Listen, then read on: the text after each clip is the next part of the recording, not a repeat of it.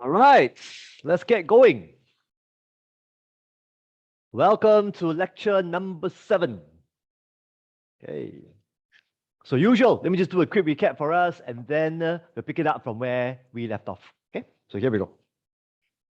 Oops. Okay.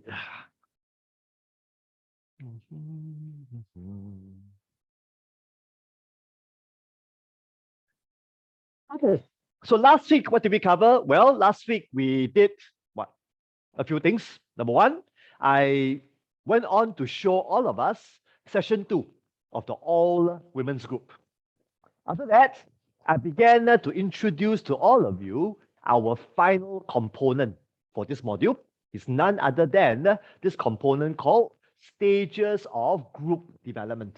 And I share with all of us that the reason why this topic is so important for group counselors is because just like developmental psychology, the same thing applies to group. What do I mean? Well, just like individuals, where we go through different developmental life stages, groups also go through different developmental stages as well. So, to be a good counselor, we need to be what? We need to be aware of the characteristics of each of these group developmental stages so that we'll be able to intervene appropriately, so that we'll be able to react or respond appropriately with the hope that we can bring the group seamlessly through all the stages within the group developmental stages. Okay, good. And based on that, what do? We began to look a bit closer into the first stage. And this particular first stage is not really a stage within group development. It's actually what we call the pre-group stage, where we are really looking into how should we be forming a group. So that's really what we are talking about last week. So you can remember, I actually drew for you a diagram last week. And the diagram actually involved an inverted triangle, isn't it?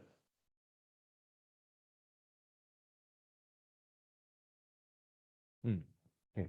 So why inverted triangle? Is because more often than not, when we are planning for a group, right, we need to start broad and then we'll begin to narrow down the potential group members, isn't it? So this is where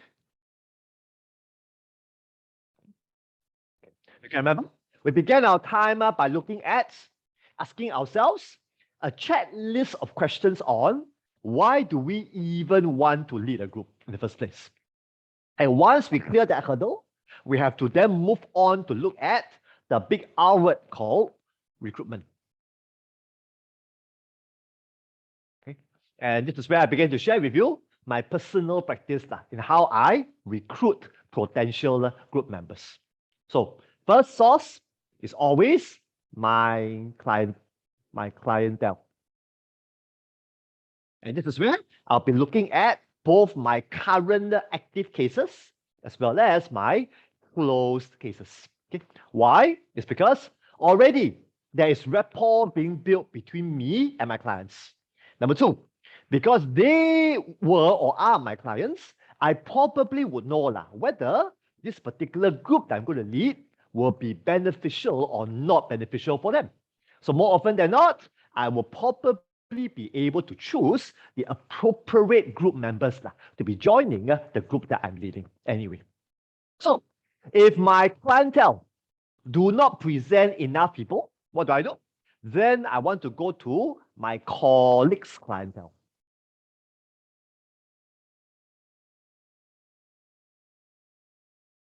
Right? So this is where I trust, right?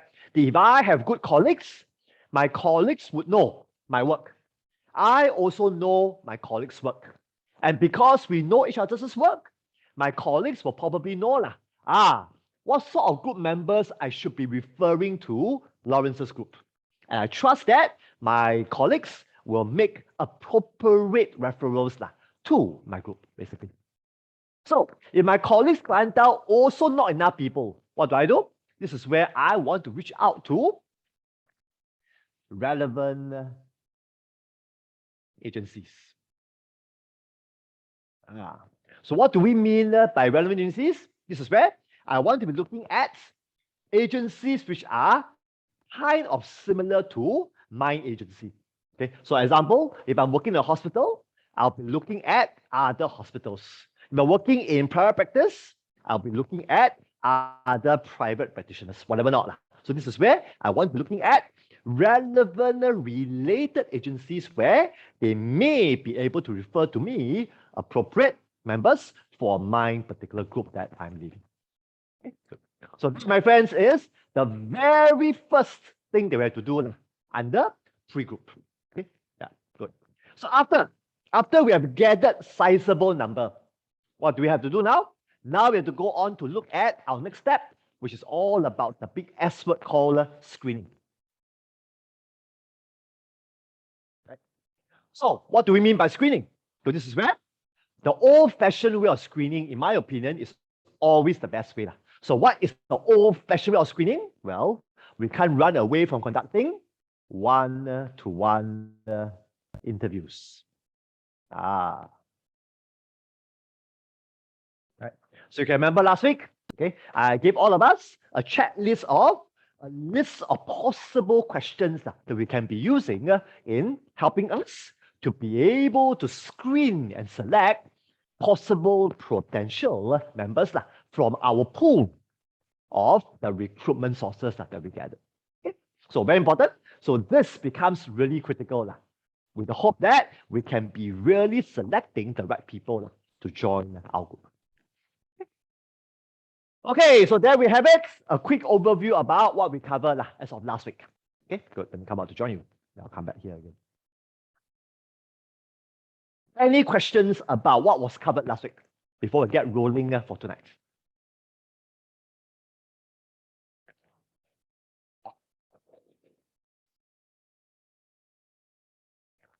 All good to go? Good to go, Okay, steady. So let me give all of us an overview about how I'll be spending our lecture number 7 tonight. Well, tonight, essentially, I want to complete covering with all of us the pre-group stage.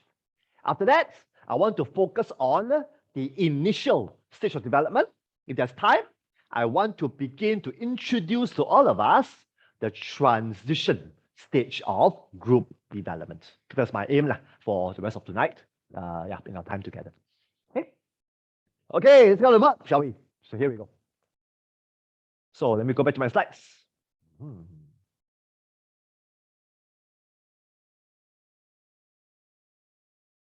Okay, good. Could I invite you just to read through this slide? And I want to highlight a few things for you. So I'm looking at lecture number 6, right?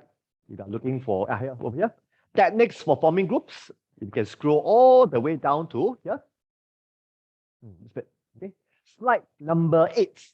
That'll be good. Let's talk about it.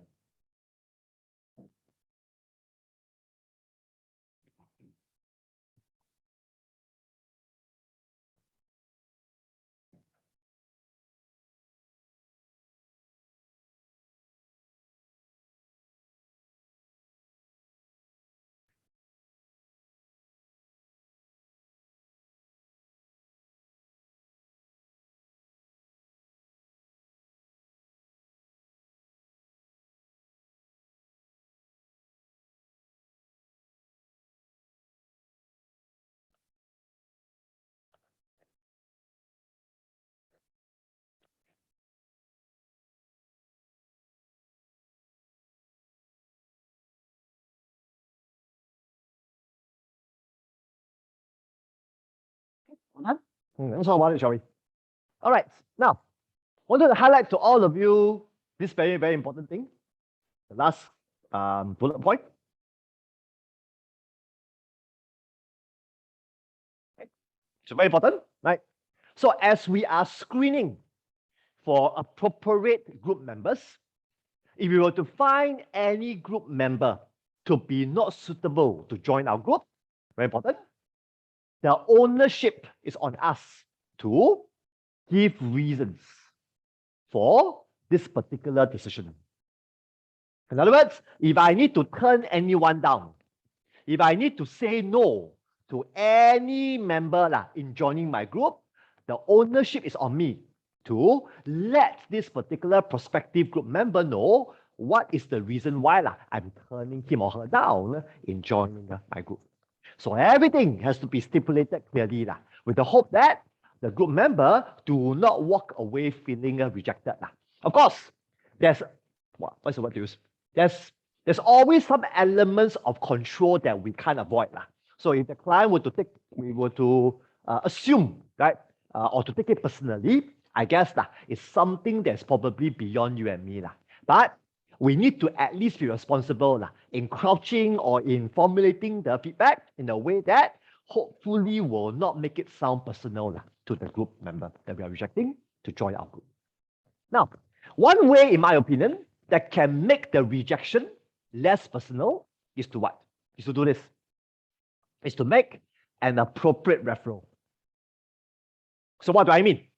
So, as mentioned to you last week, my practice is always this.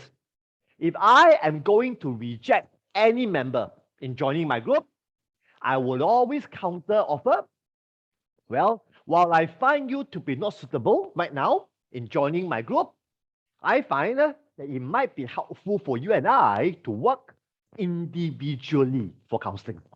So that's what I mean by I'm counter offering another service that I can provide. And that's important to me because I hope that by doing that, I am erasing away any personal hard feelings that this member may be carrying. So I'm letting her know or him know there's nothing personal here. That's why I'm also willing to work with you individually if you find that to be suitable in your time of journey with me, basically. So that's one. Number two. Now, this is where I always believe that it's important that I'm connected with the community at large. What do I mean?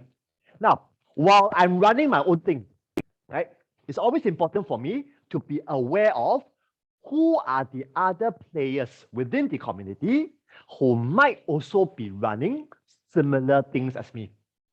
So if I'm aware that maybe agency XYZ, right, is running a similar group in the near future. Now, I may then want to let the group member know so that they can be exploring these other potential groups if they choose to do so, basically. So I think it's really about respecting my competitors' work so that I can be casting net wide. So even though this member can't be joining my group, that doesn't mean that he or she can't be joining other similar groups out there generally. So I think it's always about us being humble enough to refer people on when we are not able to take them on under our wings in this particular group that we are running. Okay? So very important. So we never exist on the island, my friends. We are always existing on a community. And ultimately, if someone gets help, I think all of us should be rejoicing. So it's never just about profit alone. I think it's about ultimately pointing the member to the right available help, which is suitable for him or her at that point in time. Okay. Got it? Something to remember. Can I? Okay, continue. All right. Okay, now let's talk about this very controversial idea. Okay, could I invite you to read through this particular slide? Slide number 9, followed by slide number 10. We'll talk about it. I'll explain to you why I use the word controversial. Okay. Yeah. So 9 and 10. Okay, we'll talk about it.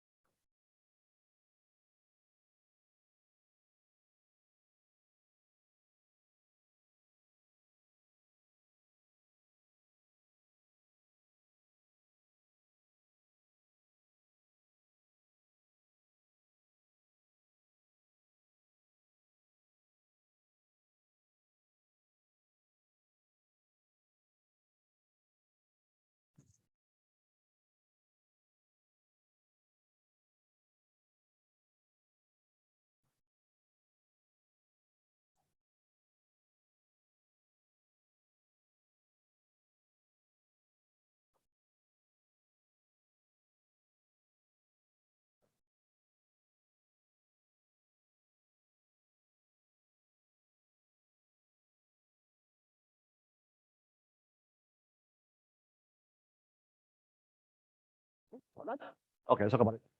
Okay, go back to my whiteboard, do something. Okay, now you're probably wondering why I left the apex of this triangle blank lah. It's because I wanted to add in this final part of the puzzle, which is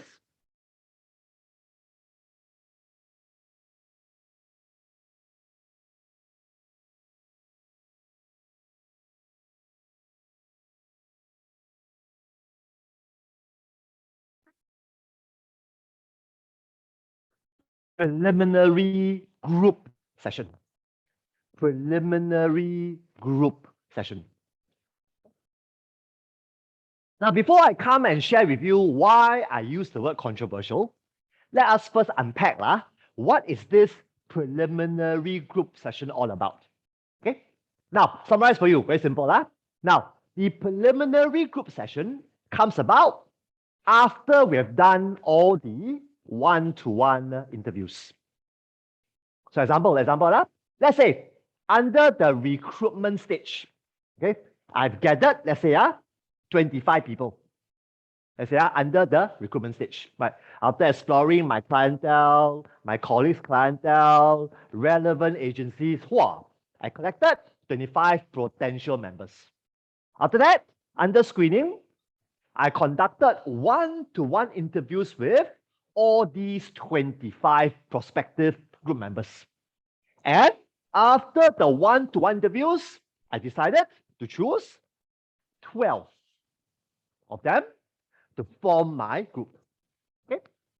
Now, this is where, once I've selected these 12, I would then set up a preliminary group session where I'll be meeting all the 12 together in a group, and all the 12 members will have a chance to be seeing and meeting one another within this preliminary group session.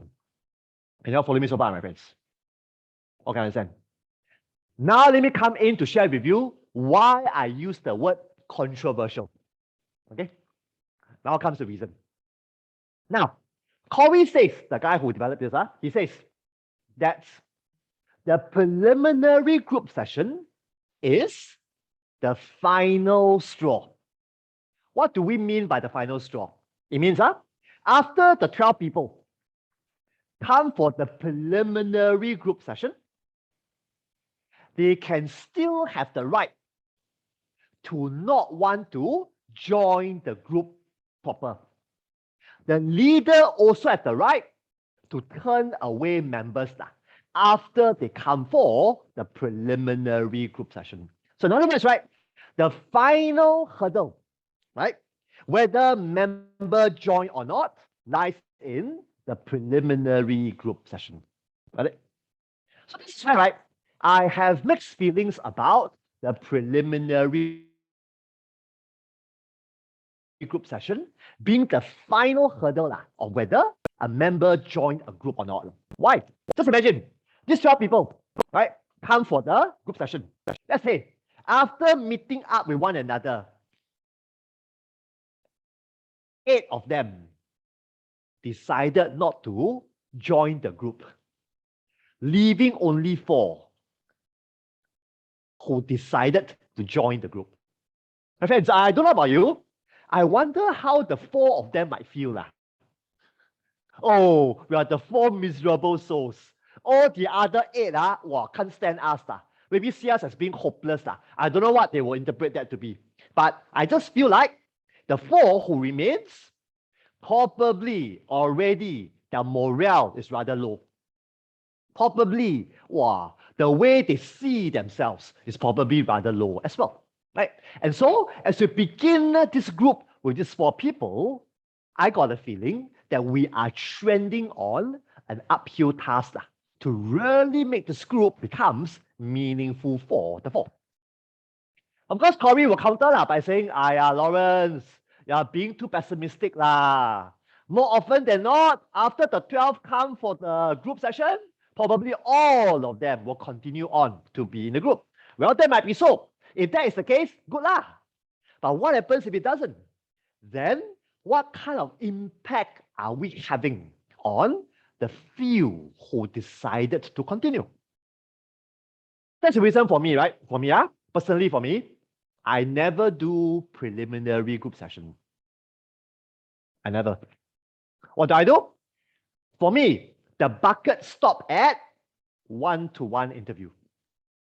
So for me, I trust that if I have done a good job at the recruitment stage, if I have done a good job at the one-to-one screening, I trust that the people that I've chosen for the group will be the ones that I will take them through for the entire group process moving forward.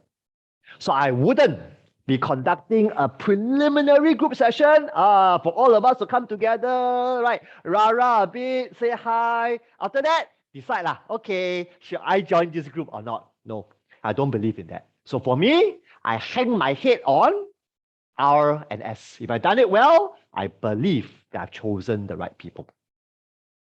Are you all still with me on this? Okay, but like I said, I wouldn't want to bias you. So if you do eventually run a group, feel free to try out running a preliminary group session if you want to see whether does it help with the group or does it not help with the group. Corey will argue with me by saying that, hey, Lawrence, if you were to run this session, okay, it's also a way for us to already bond the group together, so that when we start the group properly, guess what? You are already building trust. You are already building rapport. Well, this part I can't disagree. There's definitely the benefit there. Okay? But for me, I'm more concerned about the other side, where when we base our decision on first impressions, right?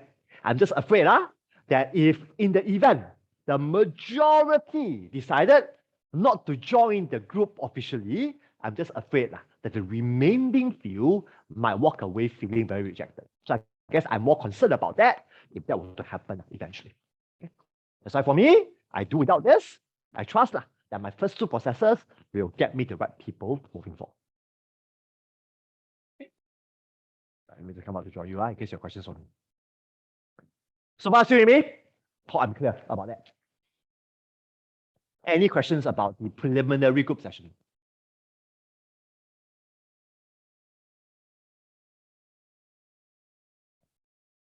Yeah, good. Let me continue. So you're probably going to ask me, so Lawrence, if I were to decide to conduct the preliminary group session, what should I be planning or what should I be covering in that session? Well, you take a look at the remaining slides, it'll give you some good ideas. So basically, right, in the preliminary group session, right, we will of course be doing some ice breaking. That will be typical, right? And usually we may also want to get the group members to set goals. And this is where I find it to be quite funny. Don't you think? Why funny? Because there's still a chance that the group members may not come back for the group. So can you imagine if I ask, okay, guys, come, why not we come together? Why not we think about goals? So if you do decide to join this group, what might be some goals that you will want to be achieving with us? I suppose Corey is suggesting here that as we get the prospective members to talk about goals, right? Maybe it's also a way for we, the group counselor, to decide, this member A got this kind of goal. Should I take him on board or not? Member B got this kind of goal. Should I take him on board or not? So I guess, Corey is probably saying that as we hear every member share with us their goals, maybe it can also help us to better assess whether I want this member to be in the group or not. But my counter proposal would be this. Why can't we do that in the interview? In the interview, I can ask, so Mary, if you join my group, right, what might be some goals that you're hoping to achieve by coming to my group? So this particular goal setting idea, I can already settle that individually, one-to-one. So why have to wait until the preliminary group to get it done, in my opinion? right? But that will be what Corey will say. Corey will say, so this will be a good place for us to be getting the prospective members to be thinking about the goals if they do come and join our group eventually. So how do we do that? Very simple. Sometimes we'll ask questions, as you can say. Sometimes we'll get members to talk to one another. So there can be different ways that we can do it now. And more often than not, once the members have come up with some goals, we may want them to write it down. Corey even suggested, right, that we may even want them to put it down on a contract form. But once again, my counter argument would be, what happens if this particular member don't come back to join the group? Wouldn't this be a bit too premature, in my opinion? Yeah, but that will probably be what Corey would say that he would do as well. Yeah, that's right. Okay. Yeah. Then of course, Corey will also say that we also want to be giving these prospective members, right, things to do if they were to decide to come back. Things like, for example, right, reading, right, and all that, so that it can be a preparation for them, right, as they prepare themselves to come back for the group if they so choose to do so, basically. So I think it's basically laying down the groundwork so that as the group members, right, decide, okay, should I join the group or not? If they decide to do so, they can start to prepare themselves before they come back for the first official session together. So all this preparation work will be done prior, generally.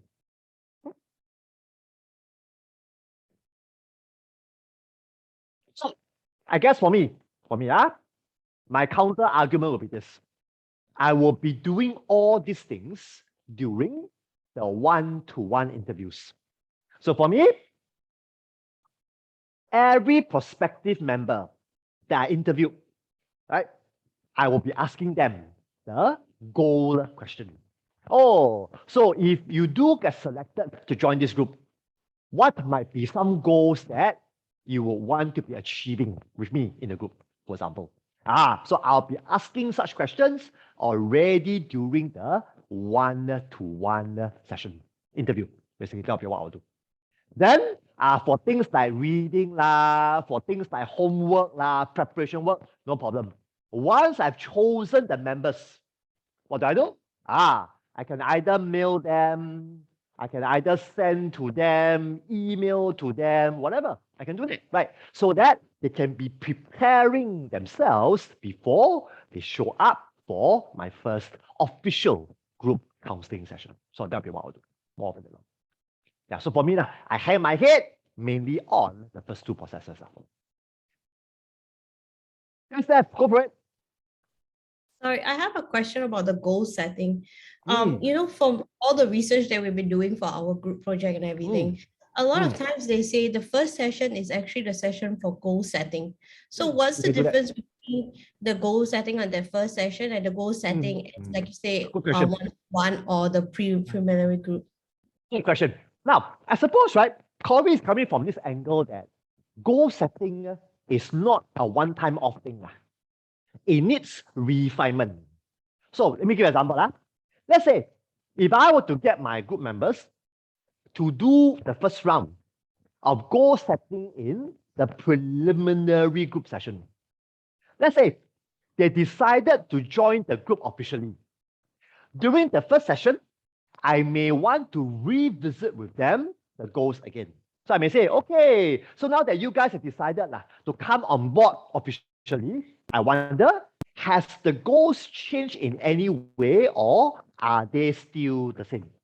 So this is where, more often than not, we always want to provide different opportunities for the group to think about their goals so that the eventual goal that they chose, hopefully, will be really the ones that means the most to them, are really the ones that are most realistic for them to be working towards, basically.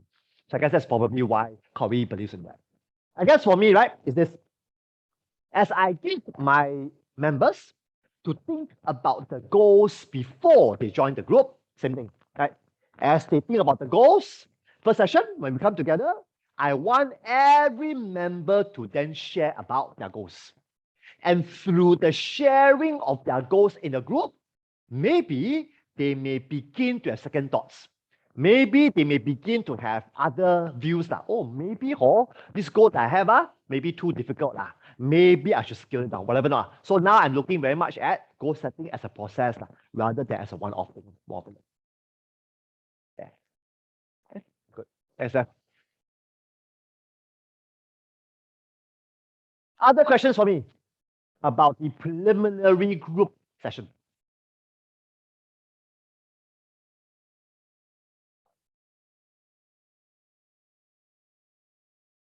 Okay, yeah? Good. All right. So, I suppose for those of you who are going to follow my pattern, means you are thinking about foregoing the preliminary group session. So what that means is this. Let me draw for you a diagram to make it more clear. So there's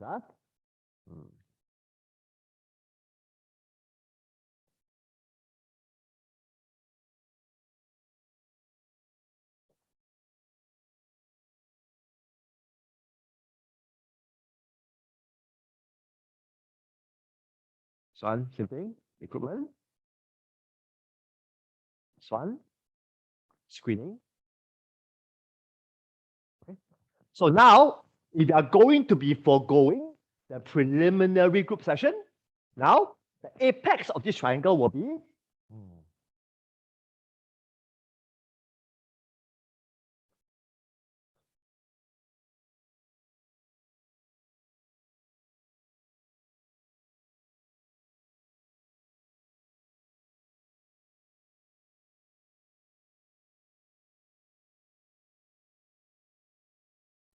so after you have done all the one-to-one interviews, you have filtered down the group that you want to be running the group with. What do? The final apex of the triangle, you will need to prepare the members for the first group session. So how to prepare? Like I said, you have to maybe send them, maybe you want to send documents to them. Right. So what sort of documents? You may want to send them, for example, confidentiality documents for them to read through before they sign. You may want to send them, like I said, readings to be done before the first session. You may want to also get every one of them to be thinking about goals. Right, so all this prep work, you have to be preparing them, right, to think through, to be pondering over, so that when we all come for the first official session, hopefully we can begin to start work immediately. Got it?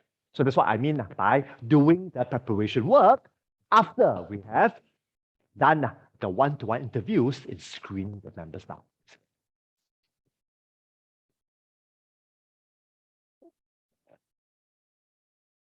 Whereas for Corey, he'll be doing the preparation work. How? Through the preliminary group session. So there's a major difference between my style and his style of business. By his style, there is still an element of chance, isn't it? That we are still not sure how many of this group will show up.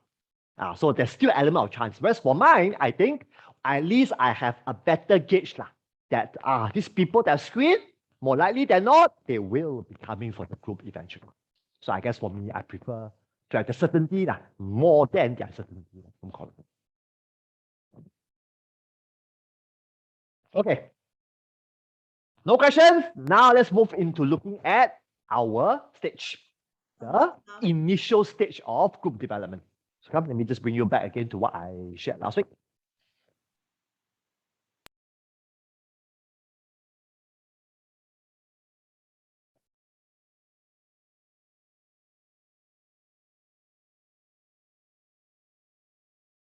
Okay.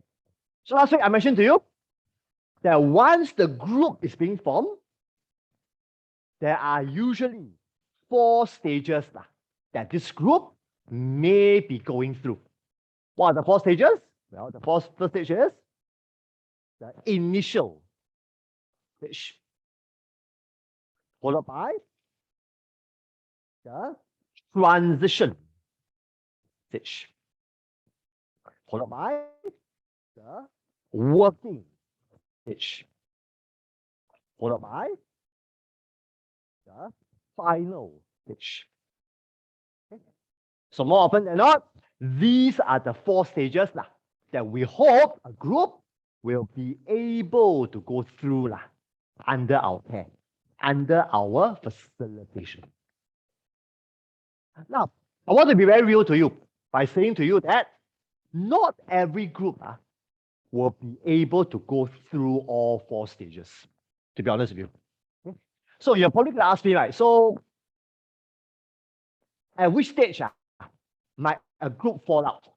Well, to be honest, it can be any stage. But based on experience, I will say to you, more often than not, most groups may fall off, may have a premature death at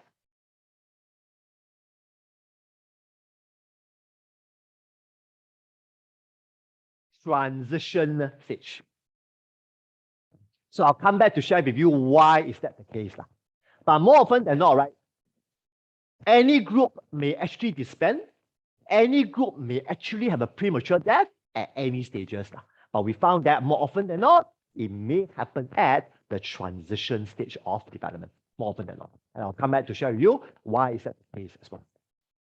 But I do found this to be true for myself, that when I spend time doing extensive pre-group stage, right, I do find that the longevity of the group tends to go up. But if I were to do a very snapshot pre-group stage, the likelihood of this group dying a premature death will be a lot higher.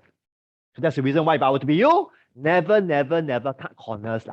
Never think that, screening, relax recruitment, relax If I were to be you, don't take recruitment and screening lightly.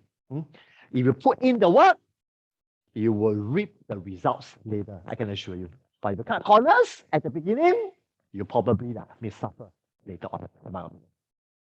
So that's what I found to be true for my own journey in groups as well. Okay, so without further ado, let's get straight down to talk about the initial stage of group development, shall we?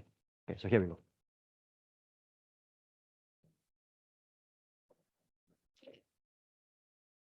Friends, let's make this more down to earth. Okay?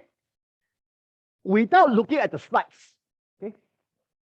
Let me just try to get you to imagine if you are joining a new group, okay?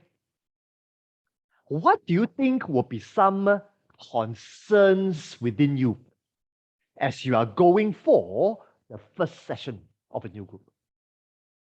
What might be some emotions or experience you'll be going through as you're joining a new group? As a participant.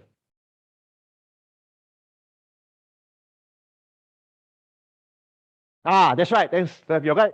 Worry about being judged steady. That's right. Let me just write down. So, good. So, leading to our point, you probably might feel a certain level of worry, or even a stronger word called anxiety, about whether the group that you are joining, whether will they accept you or not, isn't it? Definitely what? That's for sure. So let me share with you my personal life story. So in primary school and secondary school, I was in an all-boys school. Right? All-boys school. So I remember junior college was the first time that I'm going to a co-ed environment. Wow. So I can tell you, I couldn't sleep the night before my first day in junior college. So I remember I told my sister, how first time there'll be girls in my class. How should I be responding to them? You got an idea? Right. So same thing. So I was having high levels of anxiety. I wonder whether would the girls in my class accept me or not. I wonder whether the guys in my class would they accept me or not, isn't it? So while I'm not joining a group per se, but I'm joining a new environment. So like it or not, right, when we are joining a new environment, usually the feelings of anxiety will tend to be there. The feelings of worry will tend to be there about what will it be like, whether will they accept me for who I am. So this seems to be one of the key challenges that we have to deal with in the initial stage of group development as a counselor. Now, another very, very, very important challenge is the big keyword called trust. Isn't it? So this is where, right? Even as I'm going to join a group, I'm asking myself, can I trust this particular group? Can I trust even the group counselor? How much should I be sharing in this group? How much should I be holding back in this group? So this becomes another major, major, major challenge when we are joining a group.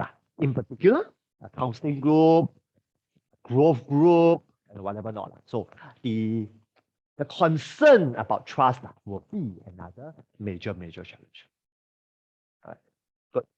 So with that in mind, let me get straight down to share with you what came up in the notes.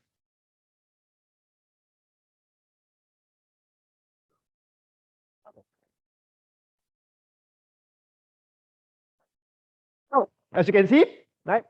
So what seems to be some of the characteristics for the initial stage? So as you can see, the big A word comes on. Anxiety, isn't it? So now comes the best part. Not only the group members feels anxious. Alamak. The leaders also feel anxious. Yeah, really, really. Now, I'm always very open with you all, you all know me. Now, even up to today, whenever I lead a new group, there will always be butterflies in my stomach. The same thing goes for lectures. You probably, how can it be? Really, really. Even after teaching for TSPP, from 2007 until now, that's how long? Wow, what, 15 years, about that, right? Every new class that I do for TSPP, there will still be butterflies in my stomach. And guess what? I became to realize, right, that is something good because I'm not being complacent, that I'm taking every group and every class seriously, isn't it? If there's no butterflies in my stomach, I start to wonder, am I taking it lightly? Am I assuming, alamak, previous class okay what? This class also okay one? May not be what? Same thing. Previous group okay? Doesn't mean this group not going to be okay what? So I remember my first supervisor said something very wise to me. She says this to me, Lawrence, how effective you are as a counselor is greatly dependent on your last success. So means what? Means I can only say that I was productive based on the last success story that happened to me in my career. And that means, right, that if I were to start to count my chickens before they hatch, because of last session, it was good, the upcoming session, all going to be good. Or my supervisor will say, I think you are jumping the gun. I think you are becoming too presumptuous. Right? So same thing here. So I think for leaders, right, feeling anxiety, in my opinion, is probably a good thing because it tells us that we are taking nothing for chance. We are really taking every group seriously. And that's something good. So I think it's good for us to be reframing that so that we can deal with anxiety in a more healthier manner, in my opinion. Good. Okay, then you can see this other word, very important. Where is it? Let me see. This slide. Next slide. Sorry. Okay. Sorry, let me go back again. Where did you go? Here. All right. Sorry. Yeah. These two words, right? So anxiety will be a big deal, and the word trust will be a big deal as well. Okay? So very important. Now that we know, right, that these two, anxiety and trust, is going to be the main concerns from most members. Implication, we have to spend time building trust. We have to spend time building safety for the group, especially during the initial stage of group development. So my friends, I don't know about you, but for me, whenever I look at the word anxiety and the word trust, I tend to think about the big S word called safe. Because the ultimate antidote for anxiety, the ultimate antidote, whether can I trust or don't trust, comes down to how safe I feel. How safe I feel in this particular new environment. And so, in the initial stage of group development, the major task for any group leader or counselor is how can we make this particular environment as safe as possible so that anxiety can be lowered, trust can begin to go up eventually. So, now I'm going to share with you how do we go about building trust. So, here we go. The first thing that we have to do in building trust is to look at the physical arrangements. So here. Physical arrangements. So very important. When I was new to the group counseling arena, I always thought a room is a room, right? Nothing to it. But then I realized, right, that once I begin to pay a closer attention to the physical arrangements, it does begin to provide a platform of safety to my group right from the get-go. So when we talk about physical arrangement here, right, we are really talking about a few things. Right? First, we're talking about things like the physical settings.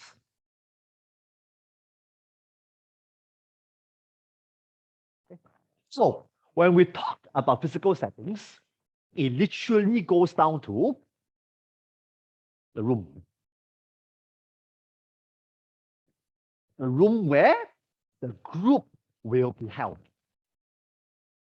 So when we talk about the room, we are really talking about the colors of the room. We're really talking about the ventilation of the room. We are really talking about whether are there windows in the room and all that. We're talking about the size of the room, all that. So all these things, in my opinion, really matters. So if you are into colors, you probably will know that there's this whole idea about the psychology of colors. I can ask my good friend about it. My good friend knows quite a bit about colors, even though it doesn't reflect much on his dressing. But he's quite into colors, if I'm not wrong. Anyway, so so I think there's been quite a lot of studies that has been done about what sort of colors would bring out more vulnerability from people and all that. So that's something that we can think about looking into. I guess for me, right, the size of the room is something that I really look at quite a lot.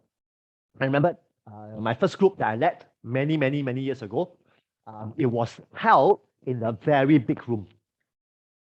And I remembered that right from the get-go, all of us felt so small in this big mega room. And that really affected how much vulnerability we got eventually. So that was a very big lesson for me, that the size of the room actually do play a big part in how comfortable I will be in sharing eventually. Okay? Yeah, so the size is important, right? Of course, the lighting is important, right? And even the windows, in my opinion, is important. Yeah, so whether you open the window or not, but window seems to translate the idea that we are not trapped in this particular location. And more often than not, when members feel that they are trapped, usually they wouldn't be that forthcoming in sharing about what's really on their mind. So having windows is important, and the size of the room, in my opinion, is very important as well. Of course, I think I mentioned this before in some of the other lectures, like the chairs that the member sits on, that is very, very important as well. So what do I mean? I always believe that the chairs should always have cushion at the bottom. That means our buttocks, our bottom. Why? It's because when we sit on a cushion chair, right, it already gives us a warm feeling. And that warm feeling will go a long way in facilitating the member to be more ready to share about his or her life. If you sit on a very hard surface chair from the get-go, sometimes the client already feels so cold, so hard, and they may not want to be as open in sharing about what's on their mind. So I think having cushion chairs is important when we get clients to be sitting on. Also, chairs shouldn't be too comfortable as well. Too comfortable, clients may feel that, oh, I'm coming for a resort or I'm coming to rest. So the whole momentum about getting to work becomes sidelined. So members will be very lethargic, members will be like, their body language will be, very chill. And ultimately, we as a group counselor, we have to be doing more work than the group helping themselves, which shouldn't be the case.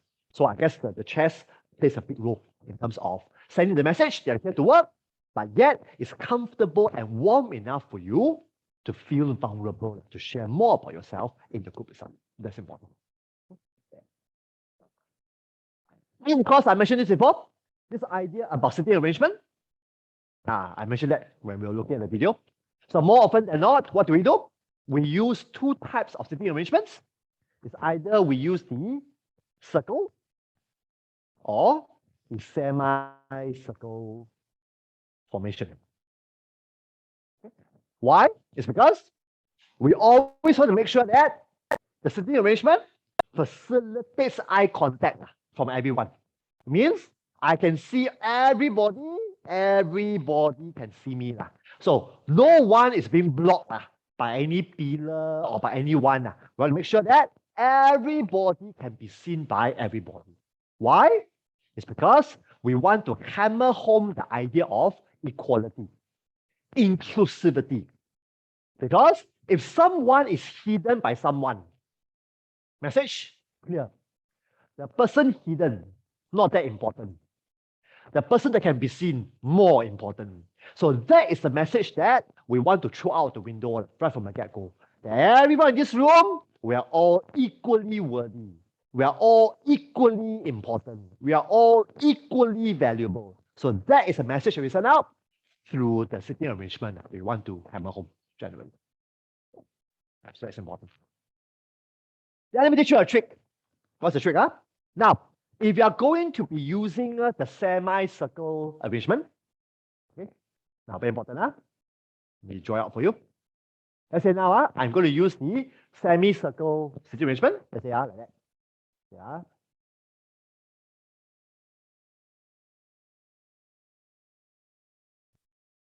Right.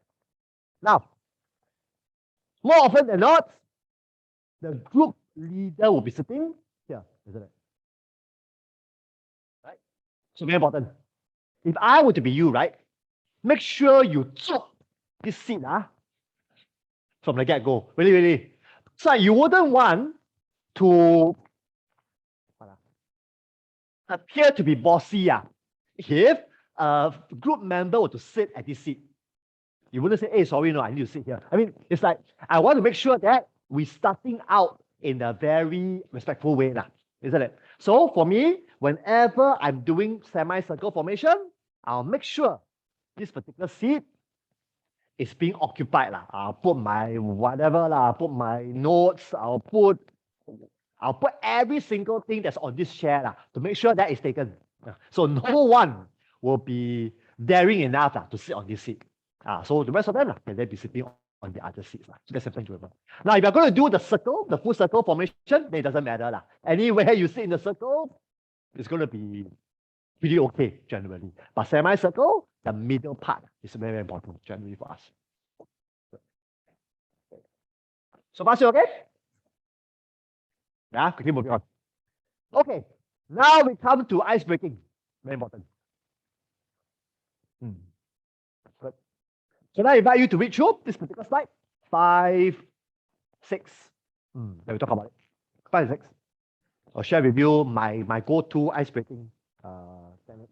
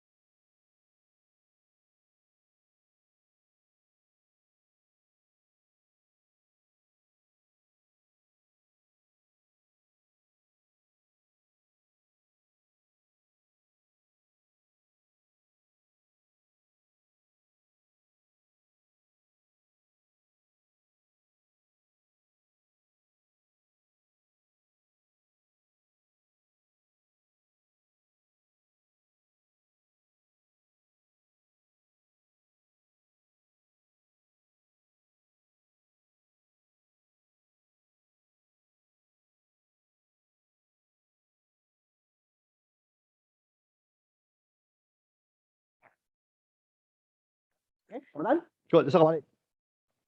Now, let me come out to join you first. Set the context for you. My friends, whenever your company send you for training, all of us, we are probably working in corporate world.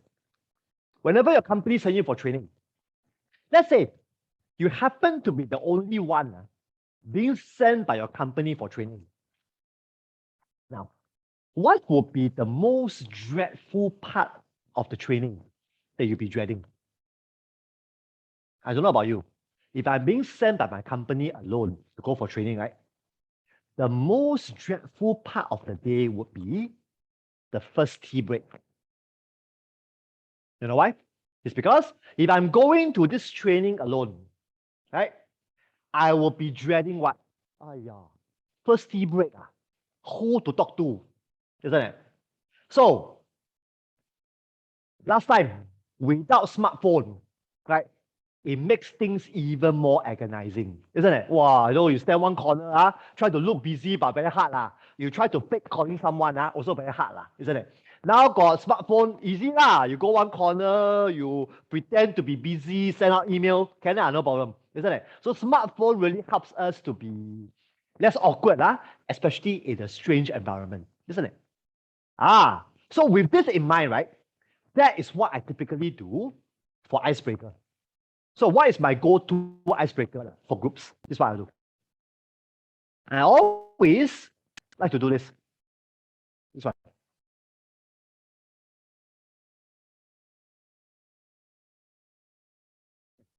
This technique is my go-to icebreaker technique. Introducing someone else. So how do I do it? Very simple. First thing I do, I'll be breaking the large group into pairs. Okay? Into pairs. After that, I will ask every pair to have a conversation about certain things. So let me show you what I do. Usually what I'll do. Okay. So first one, right? I will get the large group to pair up.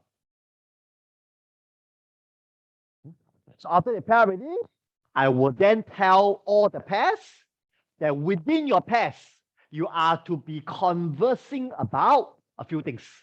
Okay, so I'll give them topics. Okay, so this is where, right, the topics that you give the pairs to talk about has to be carefully thought through. What do I mean? Bear in mind, this is the first activity that they're doing together. We shouldn't be stretching the pairs to go too deep too soon. So don't say, oh, tell each other about your childhood. Finish lah. Nobody will come back after that, isn't it? So we have to be mindful that this is the first activity. of the first session. So we have to be very mindful about what topics we want them to be talking about. Right? So usually, right, if I happen to know beforehand that all the members in this group, they are working, right? What do? So I guess for me, besides the name, I will normally want maybe all the pairs to talk to each other about work. Not quite safe, talk about work. Then normally, right, there will be one topic which I would want the members to be a bit vulnerable on. So what do I mean? So there'll always be one topic. So up to you. So you could ask each member to talk about a hobby or to talk about a strength or to talk about something that's considered unique. Who that person? Right? So I remember years ago, I think I told you all this before, I can't remember. Do you all know that I'm into cross teaching? I cross teach. Yeah, I did. Oh, I did tell you. Yeah. So I pick up cross teaching because I wanted to woo my wife. My wife is very into handicraft. So I remember, right, back then, I just got to know her, right? So I knew, the way to impress her is to connect with her via handicraft. So I went to find a teacher, one of my colleagues, to teach me how to cross stitch. Then of course I did cross stitching for her. Anyway, so I remember when I was joining a group, right? So I actually shared this particular unique thing or unique hobby that I have about cross stitching. I remember my partner, right, that was with me almost fell off his chair. It was a guy, So he's like, he's dumbfounded. How can a guy be into cross stitching? But there was I telling him that I was into cross stitching. Right.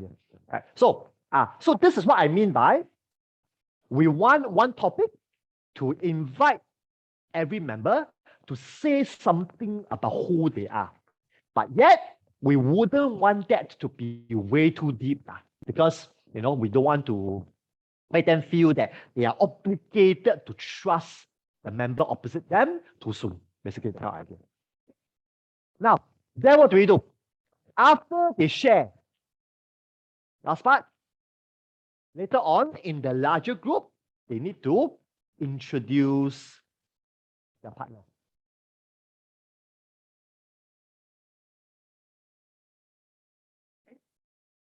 So example, let's say me and Mr. Lam, we are in the same group. Let's say we are paired up. What we do? So after knowing about Lam's name, his work, and one unique thing about him, right? When we come into a large group, I will introduce. Oh, guys, let me introduce to you my partner here. His name is Mr. Lam, right? He's working as a This is something unique about him. After that, Lam will do the same thing about me to the large group, right? Now, why is this part important? Number one, most people who are new to any new group, you ask them to share something about themselves, they would feel rather awkward, isn't it? It's like, if I share too much, people think I'm a bragger, more arrogant. If I don't share that much, people say I'm introvert, private, not interesting. Very hard, isn't it? But someone else share on my behalf, the person to be blamed. If the person were to be too fanciful, he's to be blamed, not me. So it takes away the pressure from the presenter, right? To be more free to present someone else. Got it? So I'm just trying to make the presenting part to be less stressful. Got it? So that's one. And number two, right? I'm also trying to provide an environment for this particular pair, right? To be listening to one another. So in other words, as they are talking about the topics, right? I hope that they are already paying attention to one another. So that later on during the first tea break, right? At least they know, okay, I can always go back to Lawrence and have a conversation. Oh, he mentioned about him liking to do cross stitch. Interesting. Let me go back and talk to him more about his cross stitching hobby. Oh, Mr. Lam, he loves and adores cats. You all know, right? oh, let me go and talk to him more about his love for cats. That kind of idea. So that's what I mean. Where at least for the first tea break, I no longer hide at one corner, pretending to be emailing, which I'm not, basically. At least I can go back to my partner and have a proper conversation about what we started just now. Okay, follow? That's why for me, this is always my go-to icebreaking time, always. And one more thing to remember. Number 4. After we introduce our partner, right? Usually, right, as a group leader, I will normally ask the being introduced person anything else to add. Let me demonstrate. So let's say, for example, let's say now, Mr. Lam and me, right? Let's say, Mr. Lam introduced me already. Oh, so Lawrence is working, he loves to do cross stitch. So done already, right? Let's say the group counselor is Sylvia. Sylvia will then ask me, so Lawrence, anything else to add to Mr. Lam's introduction about you? So now, guess what? Mr. Lam introduced me, isn't it? Now, right, I have a say in whether I want to elaborate more or whether I don't want to. Sometimes, right, as a group counselor, Sylvia can ask the rest of the gang, okay, guys, any questions you want to ask about Lawrence? Now that we know a bit about Lawrence through Mr. Lam's presentation about him. Same thing. So let's say, for example, in the group, we have Karen. Hey, Karen, hey, Lawrence, tell us more about this cross-stitching hobby that you have. So if you want to, that's where I can then share.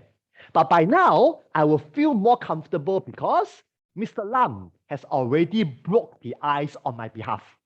So now, if someone were to ask me about cross-stitching, I probably will be a bit more open to share a bit more because the ice has been already broken by a bit due to Mr. Lam's efforts before that. So notice, right, it's a very carefully thought icebreaker. So it's not just do for show, no, because we are considering about the two things, anxiety and trust. And because of that, we are really planning out this icebreaking to the best that we can in building a safe network for every member as a result.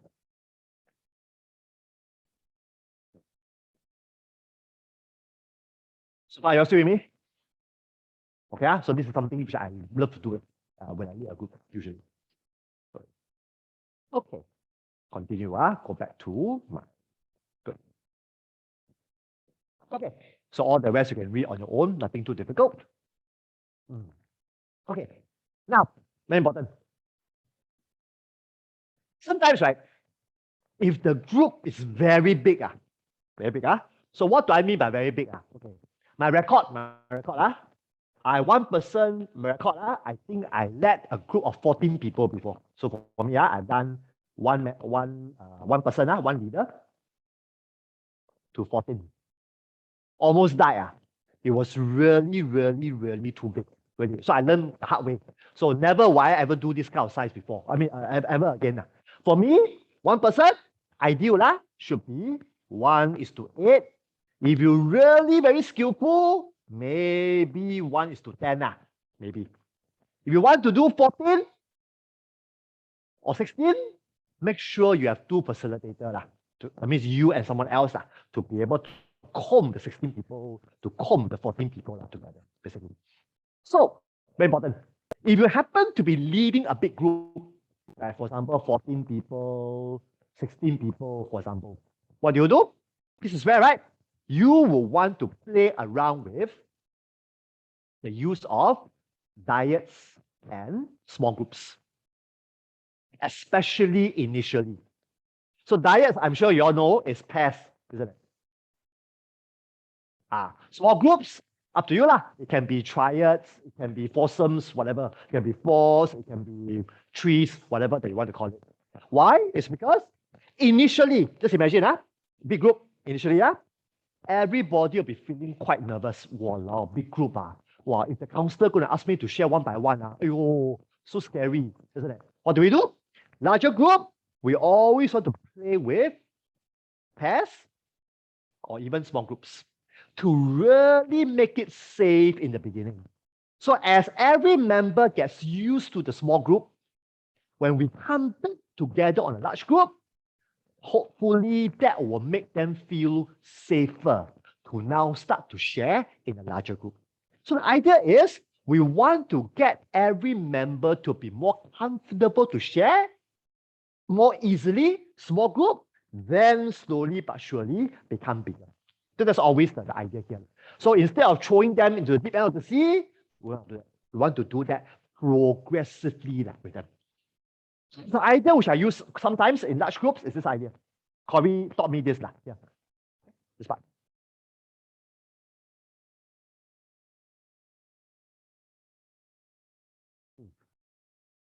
Where?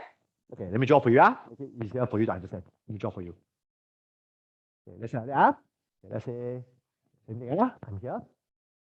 Okay, let's say I got 1, 2, 3, 4, 5.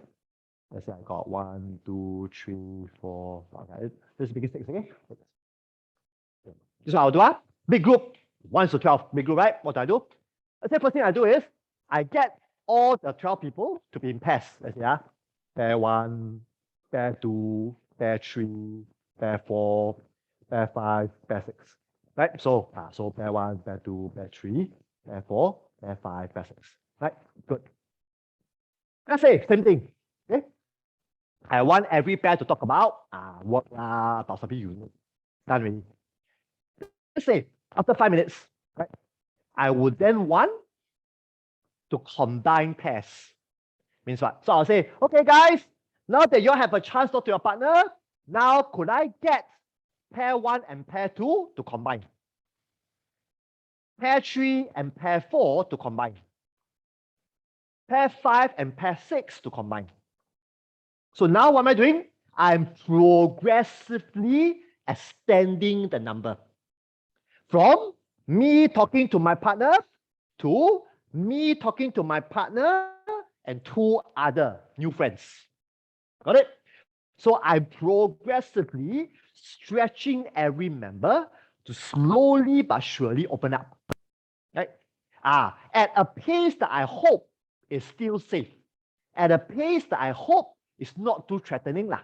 So that by the time we get to the first tea break, every member will at least have 3 other acquaintances that they can have tea break with.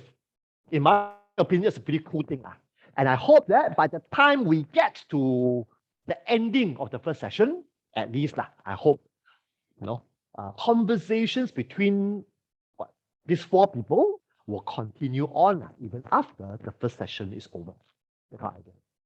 So I think it's really playing with numbers and making sure that the chasing of it is done in a respectful, in a safe way. That's usually what I'm aiming to do. Okay, let me just come on to join you first. Any questions for me about icebreaking? Quite clear so far. Mr. Lam. Yeah. Mr. Lam. Mr. Lawrence. Sorry. Yes. Yes, Judith. No problem. It's okay. Okay. This groups you're talking about, it has to be voluntary groups, right? Would you say? I mean, involuntary groups, you can't be doing this, right? Or can you? Okay, good question. Now, there will be a slide that I will talk about later for involuntary groups. There will be. But I guess even for involuntary groups, right, I may still want to attempt to do the introducing someone else. I may still want to do that.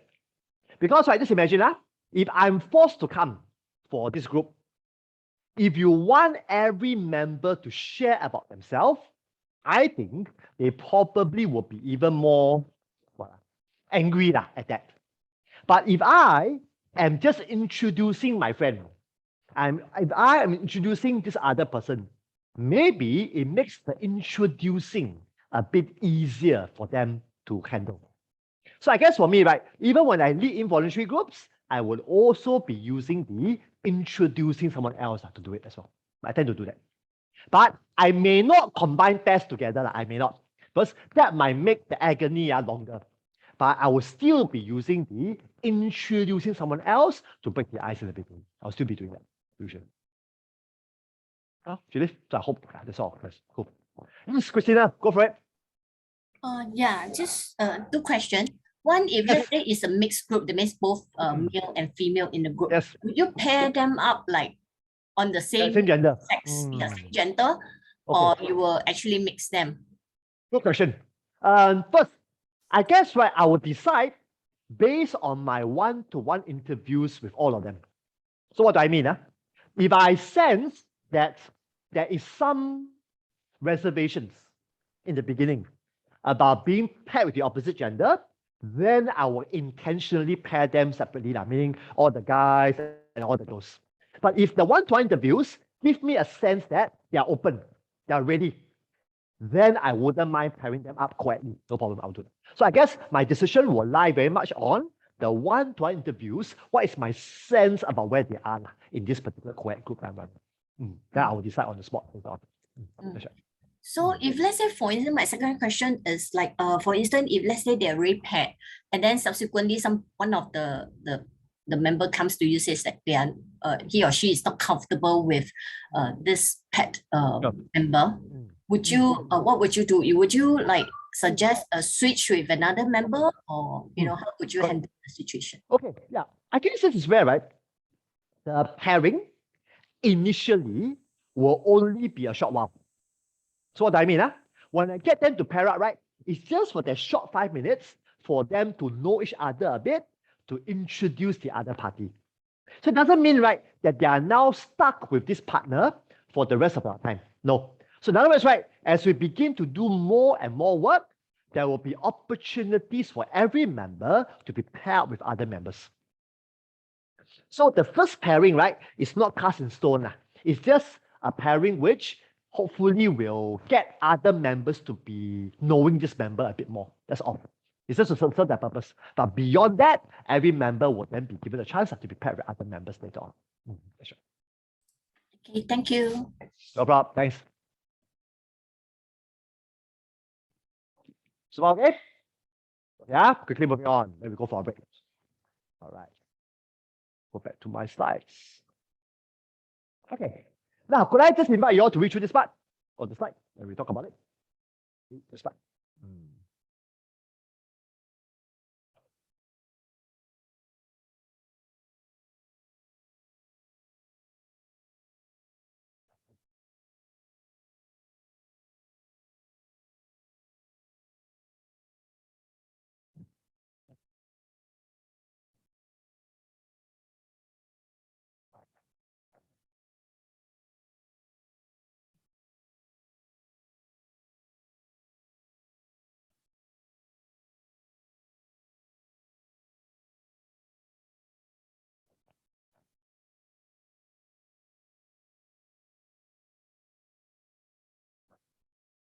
Okay. So, the major takeaway for the first two bullets is the keyword called go arounds. So what do we mean by go arounds? It just means we want to keep the flow going. In other words, in the initial stage, in the beginning, ice-breaking part, we wouldn't want to focus too much on one individual alone. So we want to keep the sharing flowing so that no particular one member dominates over the other member. So that's really what we're trying to do here. Because in order to build safety, right, every member needs to feel like that they are valued and they are given at least some time to share about themselves, isn't it? So this is where, right, we are trying to make sure that no particular member over dominates another member. That's why this whole idea about go around is important. That's why I really like the introducing someone else. Because, right, at any point in time, right, it will be one member talking and then followed by another member echoing whether things will add or not. So the turn taking becomes really fast. And after the first pair is done, now we go on to the second pair. So it's like there's already a designated time. Oh, now it's first pairing talk. After that, second pairing talk. After that, the third pairing will talk. So it's kind of like designated. So no particular pairing will get more limelight than the other pairings. It's the kind of idea. Right? That's why I really like introducing someone else. Because the go around becomes intentional, it becomes structured, and no particular person is given more limelight than someone else. That's how I do it. Now let me share with you something that's very important. A lot of people underestimate this, but let me share with you. Yeah, this one.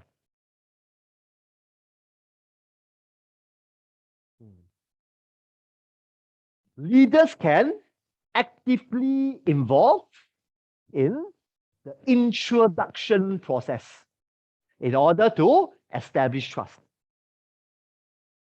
Means what? Means this, right? As a leader, as a group counselor, we also need to participate in introducing ourselves to the group. So you can remember what I taught you, right? Under the 15 group counseling responses, this will be done under self-disclosing. The technique under discretionary. Now let me share with you a little bit about this idea. My friends, introducing ourselves is actually a rather tricky thing in a group. Let me share with you one of my friends who made a very fatal, not fatal, but an error. So I remember quite years ago, I have a chance to lead a group with this friend of mine. This particular friend of mine, she's very much into the more atas sports. So atas, she's into scuba diving, windsurfing, all the marine kind of sports. Wow, loves to travel. She travel, go to exotic place one. Whatever, all exotic place one. Don't go to places I go one. Malacca, no. She goes to those, Maldives, whatever, exotic. So I remember, right, we were leading a particular group of guys, men, who were there because they got issues with anger at their wives. Okay? So I remember after I shared about myself, then she introduced herself. She began to talk about, I got interest in scuba diving, windsurfing. I like to go traveling to the Maldives. And she went on and on and on, right? You could tell that all the uncles, because the guys in the group, they were all pretty old, maybe 40s, 50s. And they were all like a mixture of blue-collar workers and possibly one or two who might be white-collar. But you could tell that they began to look at each other, and I think they start to wonder, wow, are we able to connect with this particular group leader, who is so atas, scuba diving, Maldives, whatever not, what kind of idea? So after that session was over, right, I said to my friend, hey, next time when you introduce yourself, you must think a bit more, you must look at the audience. Then you filter, you cater your introduction as a way of connecting with the group, isn't it? That's why I say that when we introduce ourselves, right, in a group, it can be potentially a connecting gesture, or it could potentially be a dividing gesture. So it's really up to us, right, how discerning we have to be. So I'm not asking my friend to lie, I'm not. I'm asking her to be selective about what is it about herself that she wants to be introducing to the group, so that as the group hears that from her, hopefully that will connect her with the group more, rather than create division between she and the group. Got it? So that's something. So how do I introduce myself? Introduce myself as, first thing I said, I'm a Hokkien. That's what I said, the first thing I said. Why? Because I knew that most of the uncles in the group, they were Hokkien. Some of them Cantonese. One Hakka. So I knew, okay, so I'm a Hokkien. Then I could tell that, so that sort of like, melts the ice a little bit. Then I talk about other things. I said, one thing that I love to do in my spare time is I like to go to hawker centers and coffee shop and drink my favorite teh C, kosong. Really, it's true. I'm not lying to you. Sylvia probably don't know me that well. All the other GSPP people, they know that my standard go-to beverage before I teach is always teh C, kosong. Always one. That's that one. Yeah. So you can tell, right, that as I begin to share these things about me, I'm really coming from the angle that I'm not much different from all of you. That I really want to connect with all of you to the best I can. So that's really where I'm going, basically. Of course, I did share about my running. I did. But I shared about where do I like to run in. But sometimes when I like to run, I may want to run at, sometimes I will run at housing estates, So it's about me letting them know lah, that as I run, I'm not like macam go, wow, Berlin now, wow, London Marathon now. Of course, I wish I can do that lah. When I run, I'm also running in a very down-to-earth way as well. So I guess that's how I wanted to connect very much with the gang as well. So I think it's really about us being very intentional about what we share, with the hope that as we share something about ourselves, it can connect us more with the group rather than further deduct us from the group. So that's something very, very important. Okay, good. Okay, that's why the one-to-one interviews is so important, because you learn so much about the members. That's where, right, you need to be using the information to really help you to help them better. So that is so important. The one-to-one interviews has to be done well, so that will help us a lot later on as we lead the group moving forward. Okay, there's a question for me. Then we go for a break. Mira asked if don't prefer. Okay. Good question. Let me see. If a counselor don't prefer the. Okay, and all right, good question. Now Mira was asking me, right, about what happens if okay, let me put it harder for myself. What happens if, right, there are some group members who are very concerned about the room having windows, because windows means that people outside can see who are inside the room, isn't it? Which means, right, confidentiality might be compromised, isn't it? Wow, good question, Mira. This is where, right, for me, I would always choose rooms with windows where the windows, right, is so-called, what do you call that? There is this film, would you call it film or whatever, where you can't see what's happening inside, but we can see what's happening outside. In a HDB flat, those of you who like me, if you happen to stay on a flat where there's common corridor, that's what I'm saying, right? Usually, right, the living room, right, there will be windows, right? Between the common corridor, we have to put the film, right, where I can see what's happening outside, but they can't see what's happening inside. Same thing. So if I were to choose a room where there's windows, I will make sure that there's this film feature, so that it will make my members and myself feel a lot more secure, a lot safer. So that's one. Okay. Number two. Now, whether we open the window or not, my friends, is not the main thing. The main thing is there's something psychological that windows serve for the well-being of a person. So many times, right, when I do groups in a room with windows, right, ultimately the window wasn't open. But just by the room having the windows itself, right, already makes the room different. Because the members feel as though they are not caged in. They are not trapped in a place where there's no avenue or there's no escape. So the windows serve a function of them feeling that they are not trapped. So whether we open the windows or not, that becomes literally secondary more often. Okay, Mira? So I hope that's all answer your question. Okay. Thank you, Mr. Lawrence. Good. No problem. Good question, Steph. Very good question you asked. Do we still do one-to-one interviews with clients that we know? We do. What's the reason for that? Now, the reason is this. My encounters with my clients so far has been one-to-one, isn't it? But I guess I wouldn't really know how they respond to my other questions about groups. That's the reason why, right, for me, even if I know all my clients already, all my clients, right, I guess I wouldn't want to assume, therefore, that I know what they will say when I ask them more questions about the groups that we're going to run, basically. So I guess I still want to be hearing from them their concerns about groups, their yearnings for groups, what are their goals to join the group, and whatever not. So I guess I'll still want to do the one-to-one interviews with them eventually. Okay. Good question. Right. All right. Other questions for me before we go for a break? Probably clear so far.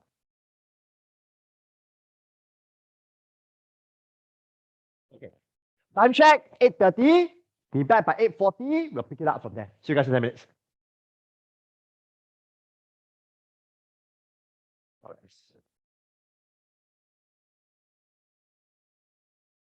The most helpful? Thank you so much for doing that.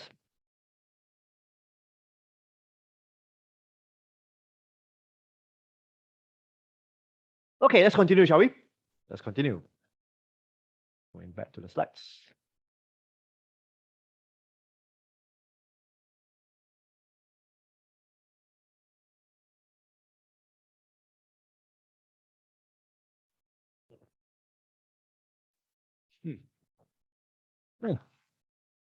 Could I just ask you to read through this particular slide number 9? Talk about it.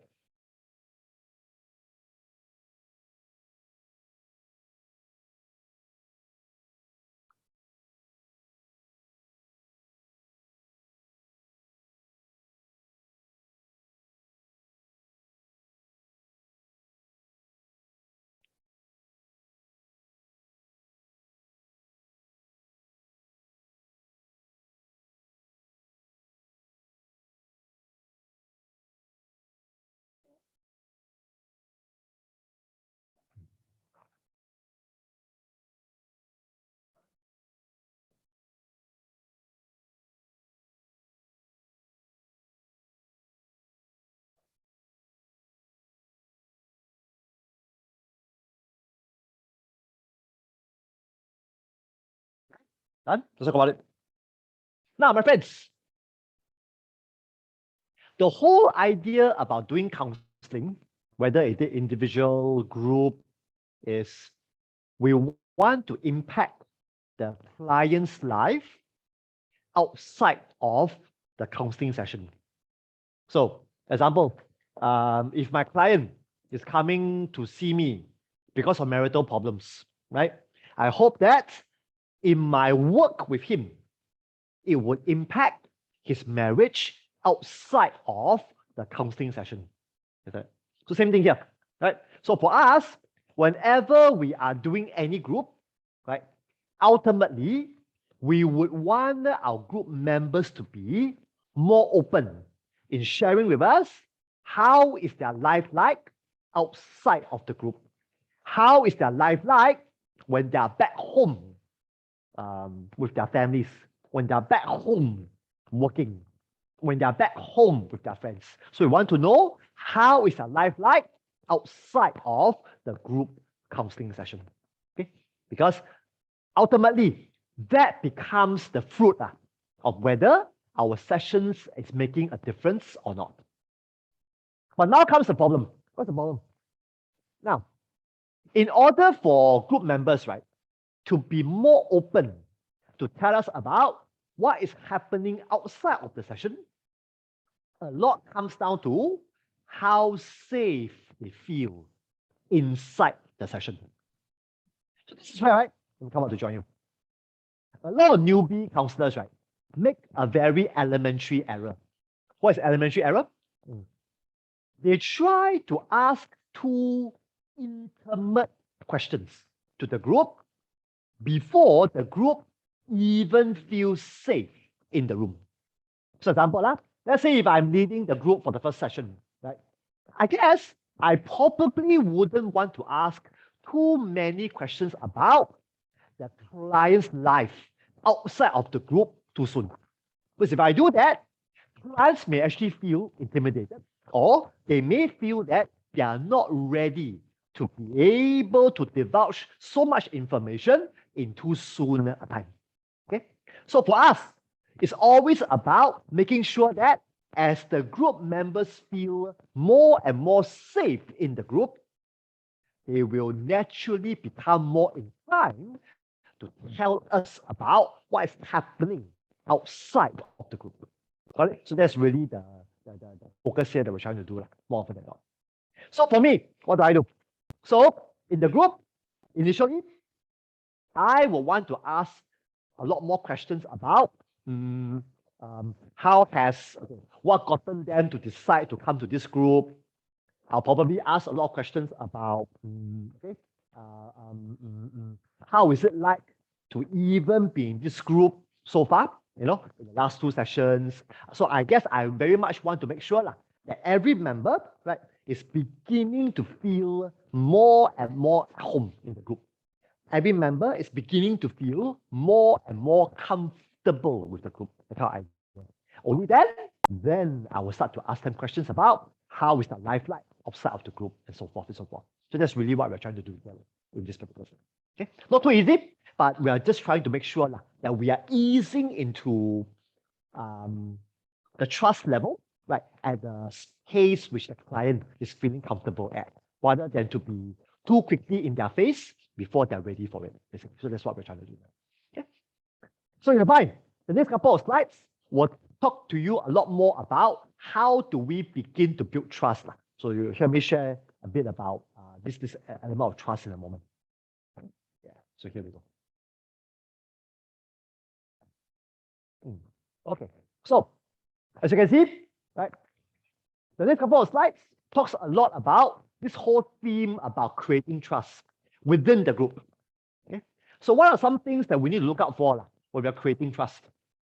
So before we look at the slides per se, let me give you some handles in terms of how should we be creating trust. Okay. So then we'll get back to the slides in a moment. First, let me get to the whiteboard. Okay. First thing to remember.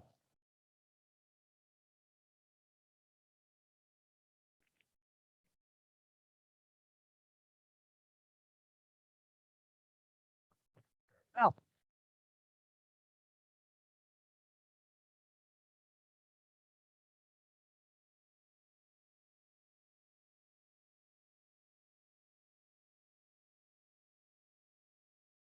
it's a process rather than an either or situation. Let's say again, it's always helpful for us to look at trust like a journey, like a process, and not as an either-or situation. So what do I mean by the either-or situation? It means this: either the group trusts one another or they don't trust one another. Either the group trusts the group leader or they don't trust the group leader. Either each member trusts each other or each member don't trust each other. What do you call that? We call that the either-or situation. Okay, got it? So this one, not helpful. Okay, good. So let me now elaborate to you a bit more about what I mean by trust is a journey, trust is a process. What do I mean by that? Now, a very simple analogy to use is to look at trust on a scale. On a scale. So why? Why do I love to look at trust to be on the scale? It's because a scale already sends home a very clear message. That is a journey, isn't it? We can't possibly move from 0 to 10 in one go. We can't. We need to be taking steps, right? To be treading towards a 10. And the steps involved probably will need time. It will need efforts, isn't it? So this is where, in my opinion, a skill more often than not sends home to the group that trust needs time to build. Trust needs effort and hard work to build. And I hope that as I come across in this way, the group wouldn't feel being pushed too soon, and the group can also be patient with one another as we journey towards increasing trust along the way. Got it? So that's something that I hope you can remember all the time. Okay. So when you feel tempted to want to hurry the group to trust, tell yourself, trust is a process. Trust is a journey. And hopefully that will slow you down. Hopefully that will calm you down in not hurrying trust way too soon, in my opinion. Then another difficulty that you will soon discover is this. Now, different individual members in the group will probably have different trust journey. Means what? Some members, they might be able to get to a 7 or 8 very fast. But one or two other members may remain either at a 1 or 2 or 3 in the trust scale.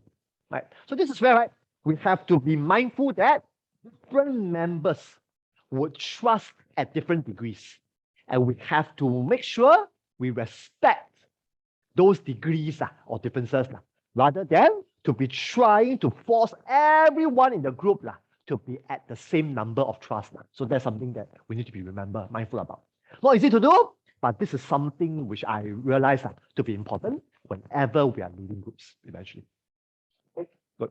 So if this is a backdrop, now let's get to look at some of the techniques that we can use to facilitate trust in any group. So let's take a look.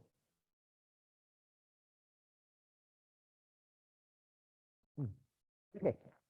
Now, first and foremost, let me highlight to you a few sentences within this slide that is important or that are important.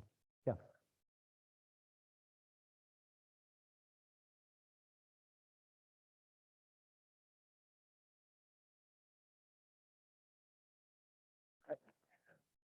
The issue of trust is never settled once and for all. Means Corey is already hamtaming on the either or view. So it's not about either I trust completely or I don't trust at all. So the idea here is the issue of establishing trust is not settled in one session or 2 sessions. It's normally going to be a journey. All right. Yeah. Then very important, right? This part. It's essential that the members demonstrate a willingness to acknowledge their lack of trust. In other words, right, in a group setting, just like in an individual setting, we as a counselor, we have to be comfortable to talk to the group when we notice them having difficulties in trusting. So I don't know about you. I always find, right, that this is difficult. What do I mean? It's like we going into a dark alley, isn't it? Because as we ask the group to talk about why they can't trust, it's like, aren't we taking them into the dark alley? Aren't we taking them into the deep end of the pool, isn't it? But this is where, right, Corey says it, and I second that if the group is struggling to trust one another, the last thing that I should do is to pretend that they are trusting. The thing that I should be doing is, let's be open to talk about why are we having difficulty trusting? Why are we having difficulty in trusting one another? What is stopping us from trusting one another? So this is why we want to be very open to call it out. What is the problem? What seems to be the issue? What seems to be the barrier that's preventing the group to be deepening their trust with one another? Got it? So this is where, right, in counseling, right, we are always trying to be calling out things which most people are not comfortable to call out, but we call it out because we care about the group and we want to clear the air so that the group can be moving forward rather than to be stagnating or to be moving backwards. Okay? So this is something that you will find to be one of the most daunting things to do in a group, but this is something that we're required to do as a result of it. Good. Okay. Now, as you can see, continue. We continually let members know that trust is not something that merely happens to them. Rather, it is the outcome of risky steps that they take to bring this level of safety into their group. Notice the keyword, this level of safety. The word level tells you the idea of a scale, isn't it? Right? So it's really about the amount of trust on the scale usually is greatly determined by the level of safety that each member feels in the group. So if I were to give you a 1 on the safety scale, you can bet that my trust level will probably be close to a 1. But if I were to give you a very high number on the safety scale, more likely than not, my trust number will probably be rather high as well, isn't it? So this is where we found that it's really about seeing the 2 on the scale rather than either or scenario generally, more often than not. All right. Then the final statement is very important. It says, right, we emphasize that a good place to begin is by talking about what makes it difficult for them to feel a sense of trust in one another. So once again, it's going back again to confronting the issue, being open about the issue. So if we were to sense that the group is really having difficulty trusting each other, we want to confront it. We want to call it out. We want to facilitate the group to be open to share about what seems to be preventing them, what seems to be hindering them from trusting one another, basically. So that's the general idea. So now let me get to the more specific ideas about how I will do it. This is what I'll do. So usually, right, in the first 2 sessions, right, I will be busy observing how are the group responding to one another. And more often than not, right, the amount of sharing that they're sharing usually will give me an idea about where is the group in terms of the trust level.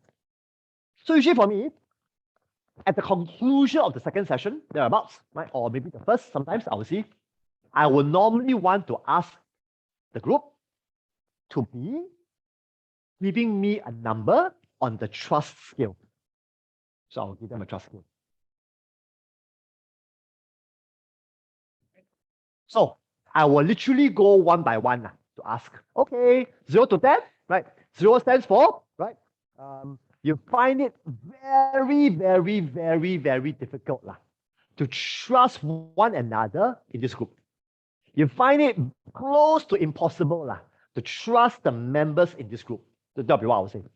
10 stands for, you are very, very comfortable to be trusting most of the people, including the leader in this group. I'll go one by one to ask, where are you on this particular scale? Okay.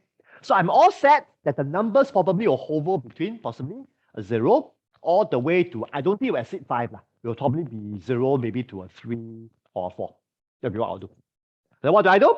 Usually, I would then follow up by asking, oh, so Peter, you gave a 1. I'll say, oh, okay. So what has helped you to get to a 1 and not a 0? So very important. No matter how low a number a member gives you, right? As long as it's not a 0, we want to see that as progress. Because, like I said, if trust is a process, the fact that they gave a number higher than a 0 tells me we must be doing something right. The members must be doing something right here. So let's give credit where it's due. So I ask, so Peter, you gave a 1. Well, I wonder, what has helped in this group that made you give a 1 than a 0? So I hope Peter will say, well, I gave a 1 because at least we were quite open to share about our hobbies. At least that's a good place to start. For example, he might tell me that. Then let's say Mark gave a 2. I'll ask, oh, so Mark, what is happening in the group that gave you this feel that you are able to trust the group at a 2? Same thing, and not a 0. So I want every member to be accounting what is helping them to be giving that number rather than a 0. That's what I'll do. Then after that, that is where I want to set the stage for the members to talk about the more serious things. So I'll go back to Mark. I'll say, Mark, so you said that you're at a 2 now on the trust level. I'll say, what would be your ideal number on this particular trust scale that you hope to get to? Okay. So see what Mark tells me. So let's say Mark tells me, well, I hope to eventually get to a 5, for example, a 5, let's say. Then I will ask, so presently now, right, what seems to be preventing you from getting to a 5? Okay? What is happening in this group that seems to be preventing you from getting to a 5? Or I can ask it in a different way. Okay? What needs to happen for you to be treading on this journey of getting closer to a 5? What do you need to see in this group that will help you to increase your trust level towards a 5? So now I'm being very open in asking Mark to share with us about what needs to be done or what seems to be missing here, so that the trust level can slowly but surely begin to go up eventually. So are you with me, Suba? Am I making sense to you? Now, this is where, right, more often than not, right, in the first session especially, it might actually be an indicator to you that we have to talk very openly about confidentiality. So what do I mean? Now, usually what happens is this. For me, normally at the one-to-one interviews, okay, once this particular member has been accepted to my group, I will usually be going through the confidentiality stuff with the member already. And I'll be explaining to them the requirements or whatever not. So every member, when they come to the first session, they already know about the confidentiality clause, even as they decide to come for the first session. But even though every member may have signed on the document, or they might have said, I accepted the term, sometimes members may still feel rather insecure about, while we all sign, how much would we take it seriously? While we all sign, how much will we be adhering to it seriously? So this is where, right, not surprising, that when certain members, right, give a very low number on the trust scale, when I ask them, what needs to happen for you to increase the number, they will say, oh, Lawrence, how sure am I that the confidentiality document that we sign, all of us will abide by it? How sure am I that the confidentiality document that I sign, right, everyone will take it seriously? How sure am I? So what do? So this is where I will then open it up to the whole group to discuss. I could then ask, oh, okay, so even as you all sign the document, what is your understanding about the document that you signed? Why is it that's so important for us to adhere to this particular document? Why is confidentiality so important to make this group work? So now I want to talk very openly with the group about the importance of confidentiality and why that is so crucial in order for trust to begin to go up on the scale. That's how I do. That is something that I do a lot in my work. But of course, beyond that, of course, some other members might say other things which is needed so that the trust level can go up, basically. Okay? So it's really about us being open and to talk very openly with the group about what is missing or what is needed so that the trust numbers can begin to go up as a result of it. Okay? So my friends, implication for us to remember is this. Let me come out to join you. Okay? Now, if you and I is someone who gets very anxious when people don't trust us fast enough, we have to work at it. Because if we get easily anxious when people don't trust us fast enough, we might tend to hurry the group to trust one another very fast. Okay? Because I don't know about you, trust or feeling trusted is a positive emotion that every human being loves to experience, isn't it? Right? So I don't know about you, but I always love when people trust me. Because that tells me that I'm credible enough, I'm professional enough, I'm trustworthy enough, isn't it? But if I become very insecure about that, right, then naturally I want to hurry the process a great deal, isn't it? So that's the reason why, right? It's so important that as a group leader or counselor, we have to keep that in check. We have to see that it's going to be a journey so that we can then be a lot more patient to work with members so that the journey for them to trust us, each other, can actually be a lot more realistic. Yeah, that's right. So question comes. Okay. So what happens if some members were to break the confidentiality rule? Well, a few things I would do. First thing, I have to assess how serious was the breach. Sometimes, right, if the breach wasn't as serious, I may want to open it up to the floor, the group, to decide what should or how should this particular issue be dealt with. But if the breach of confidentiality was ultra serious, then usually I will make the call. And usually the call that I will make will be this particular member has to leave the group, period.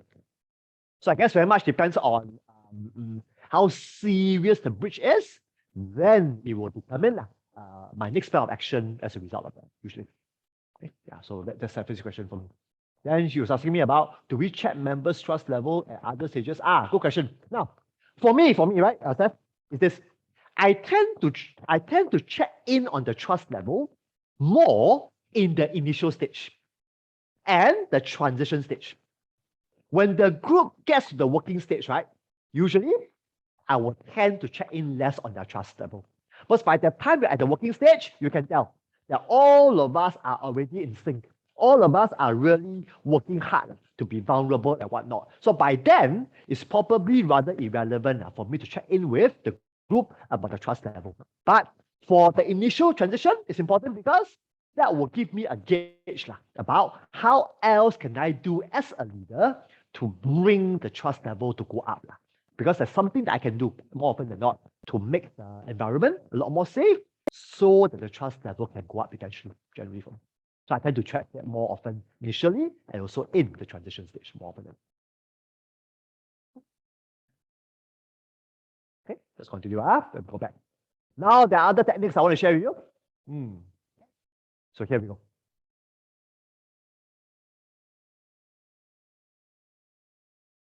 Okay, good. So can I invite you to read through this particular part of the slide?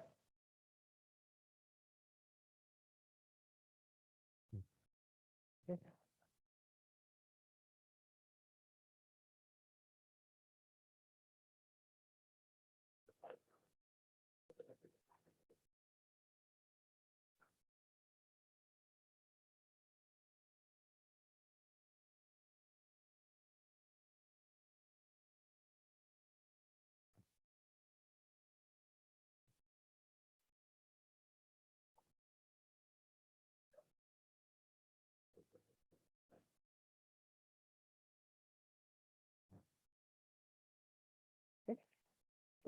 So if there were to be one quotation, right, that you want to remember about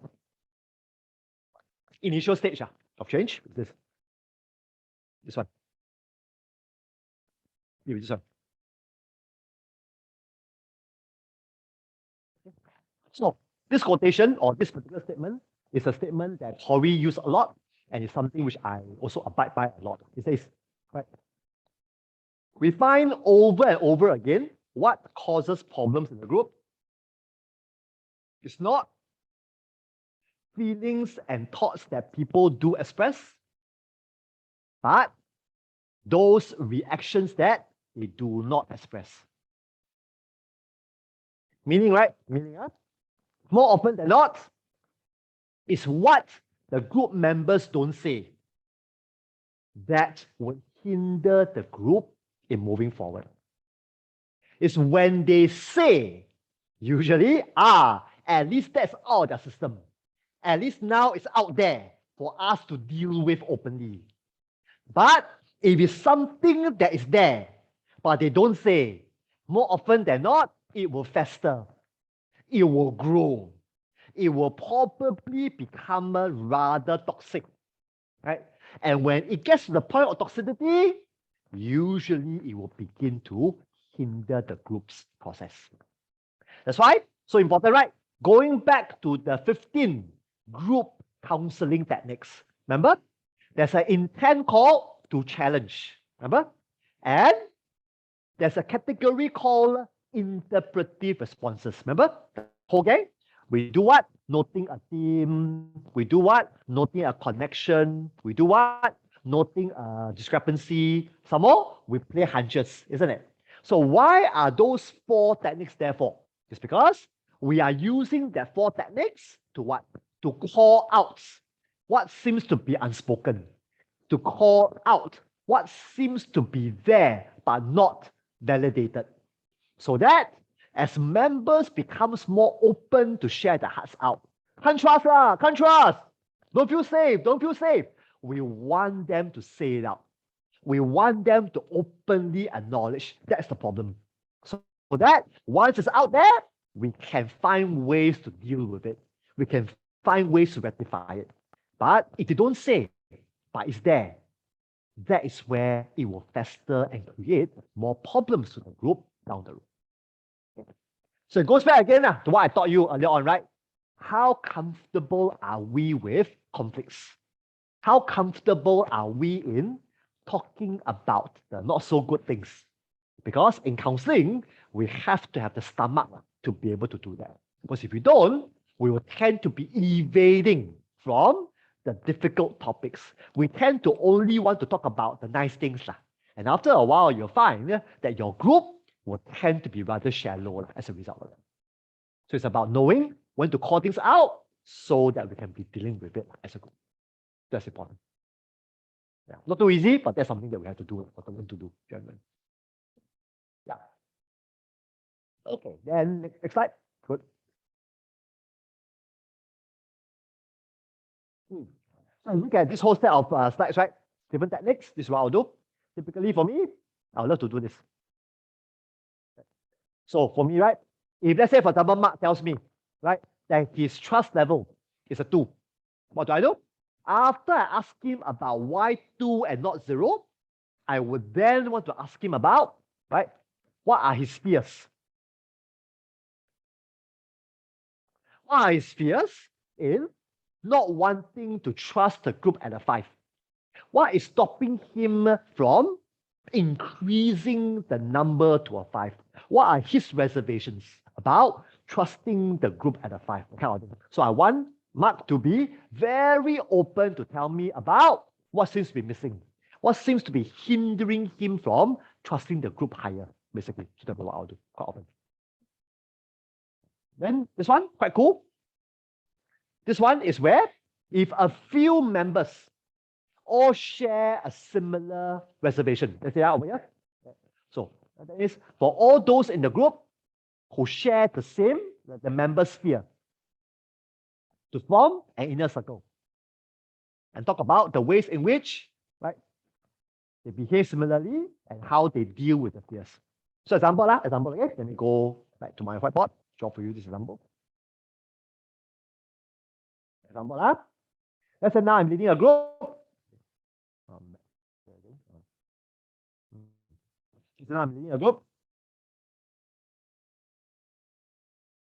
Let's say now I'm here. Let's say I have 8 people. Let's say, for example, I ask every member the trust scale. Right? Let's say, these 8 people. Let's say this guy. Let's say this guy. Let's say 1. Let's say 5. Let's say 7 and 8, for example. Let's say member 1, member 5, member 7, and 8, right? They all gave a 1 on the trust scale. Whereas the other 4 members, they gave higher numbers. Let's say the other members, they gave, let's say, for example, they gave a rating of 3. That means they give higher ratings than compared to these 4 persons who gave a 1. What do? Now, in order to make these 4 members, right, be more open to share, what seems to be the problem? What seems to be preventing them from trusting the group more? What do? I may want to gather these 4 together in the center. So I will say, so this is where I do this. So now I put number 1, number 8, number 7, number 5 into to form an inner circle. While the other 4 members, right? This one, where else? This one, this one, that's right, will form the outer circle. So let me draw for you. So inner circle, there we have outer circle.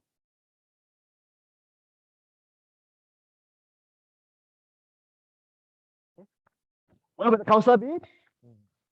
The counselor will be in the inner circle. So I'll be here.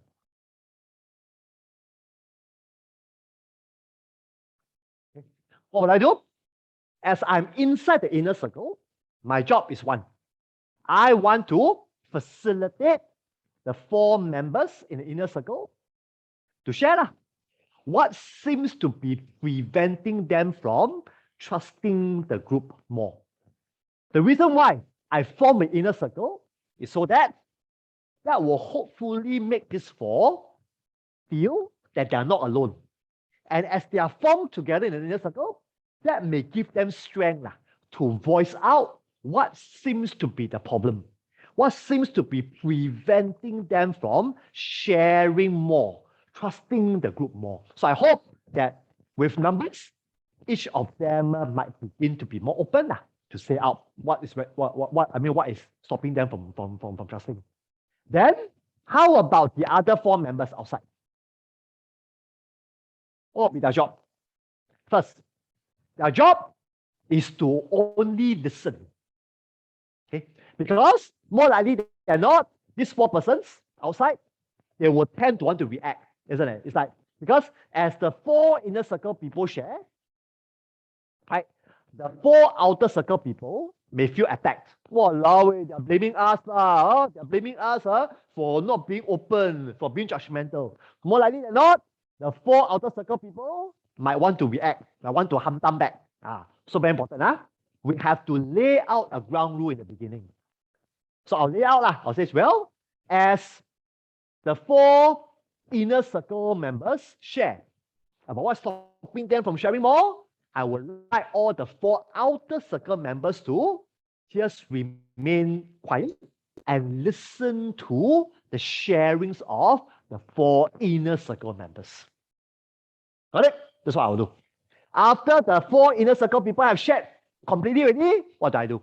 Then I will take my chair, I'll go out. So now I'm here. Now I will facilitate the 4 outer circle people to share. And I will invite the 4 inner circle people, right, to face the 4 outer circle people, to listen to their rebuttals or to listen to their views about what they just said, basically. So the whole idea here is, I just wanted, be it the inner circle people or the outer circle people, to have the chance to have their say about what's going on. So that once we let things off our chest, hopefully we can then work together to increase safety, to increase trust for everyone for this particular group. Am I making sense, my friends? Can you understand? So what we're trying to do here is we are relying on the strength of numbers to facilitate openness. But sometimes, right, initially, right, if you want to be calling out one by one each member, sometimes they may feel so shy. They may feel so introverted. They may feel so threatened to be presenting their views. But when we put all of them together in a group, that's where the strength of numbers may actually facilitate the members to be more forthcoming in saying what is really on their mind, basically. So that's what we're trying to do. So this idea about inner circle, outer circle is something that is being made famous by Corey. And sometimes I do use this quite a lot in my work as well. Let me go.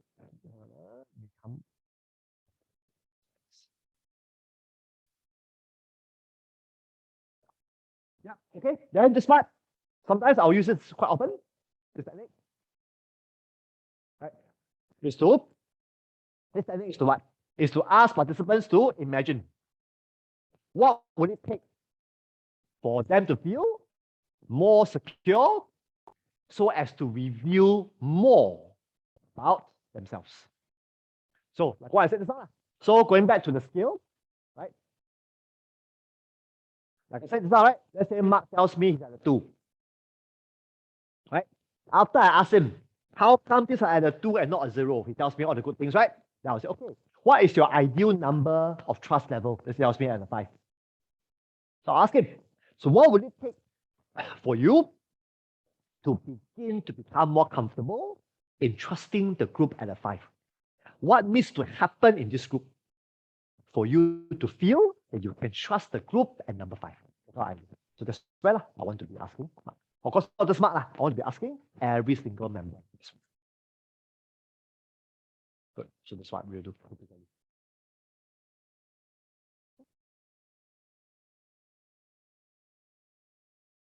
Okay. Once again, yeah, very important. If you sense that individually members are either too shy, too introverted, too scared to even give you any numbers on the scale, what do? This is where you may want to consider breaking up the group into diets. So my friends, rule of thumb to remember is this.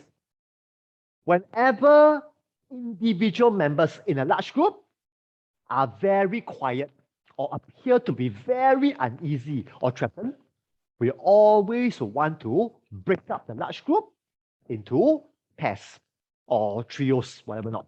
Because we believe that in a large group, if it's too threatening, the time is now for us to break them into smaller groups so that the threat might then be removed to some extent.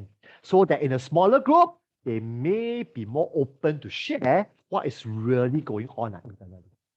So same thing. So you might want to break them into diets. Same thing. Ask them about what inhibits their ability to trust. And what would it take for them to be more trusting? So this is what I'll do. So okay, so in your test, share with one another what is hindering you from trusting more and what will it take for you to trust more. So every pair will take down some notes. We come back together. We'll collate our findings together. We'll collate our observations together. That's basically what I'll do. That's right. So no matter what I'm doing, right, I'm just providing a platform for the group to be very open to tell me what is going on. How come you guys can't trust? So I'm just providing the platform for that to come up. Okay. So far, are you still with me, my friends? Not that easy to do, but something that we have to do. Yeah. Good. Any questions for me before we continue?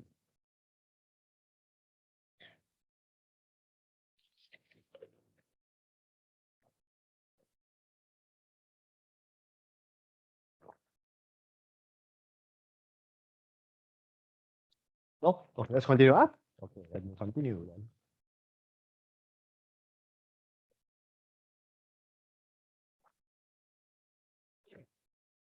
Now, can I just invite you to read through this slide? And then I'll link back to Judith's earlier question. She was asking me about involuntary group.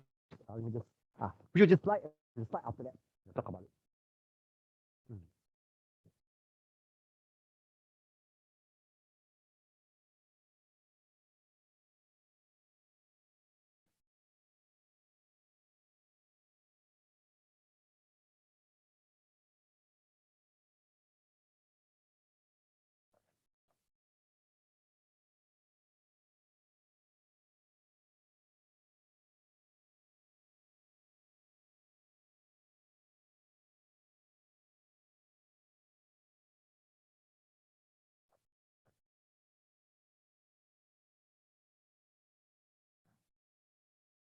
So slide 14 and 15, we'll talk about it.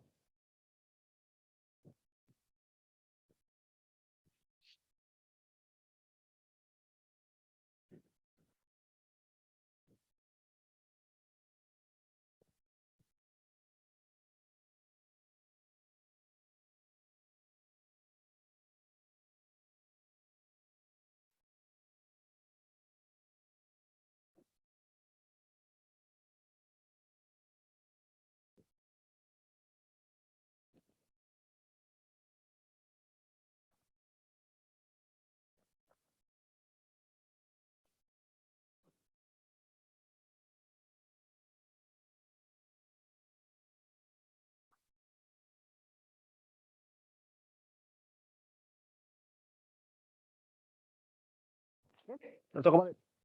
Okay, my friends, very important.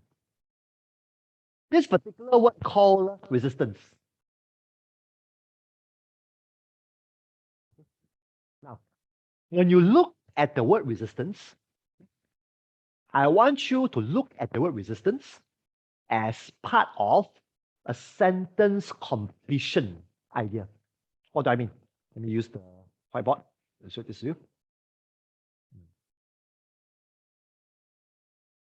Now,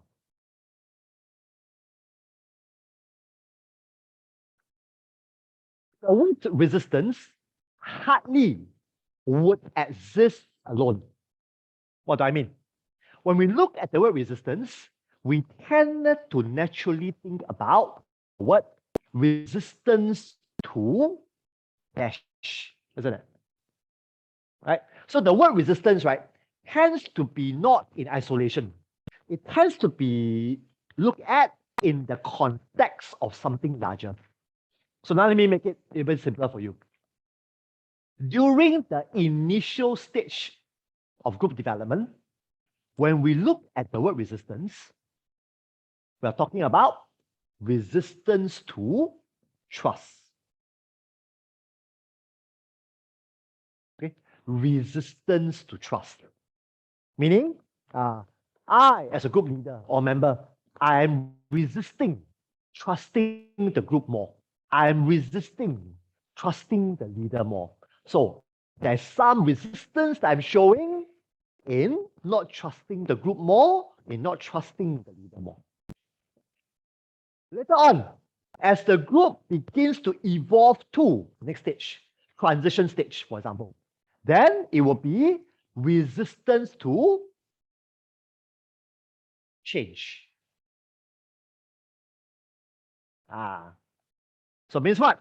So as the group begins to move towards transition stage or working stage, you will find now that resistance may no longer be about trust.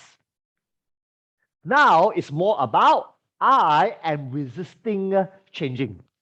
Means I'm resisting changing my life outside of the group. Within the group, I can trust, no problem. I can share my hearts out. I can be very open to all my members. They can be open to me. I can be open to them. No problem. So now I have no qualms about trusting the group. No qualms. But the moment I leave the group, I ain't going to change a thing.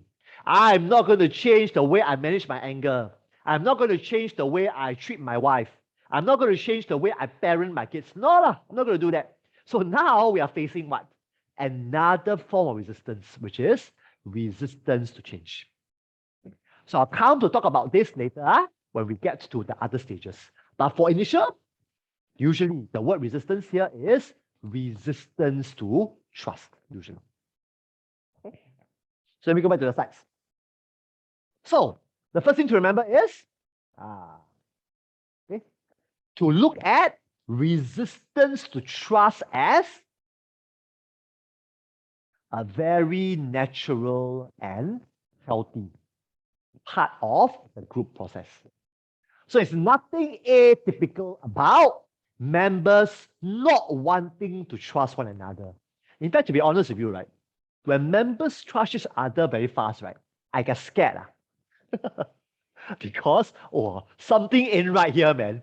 Either they put up a show or behind, best step. I get more concerned about that. So for me, right, I have become so, what's the word?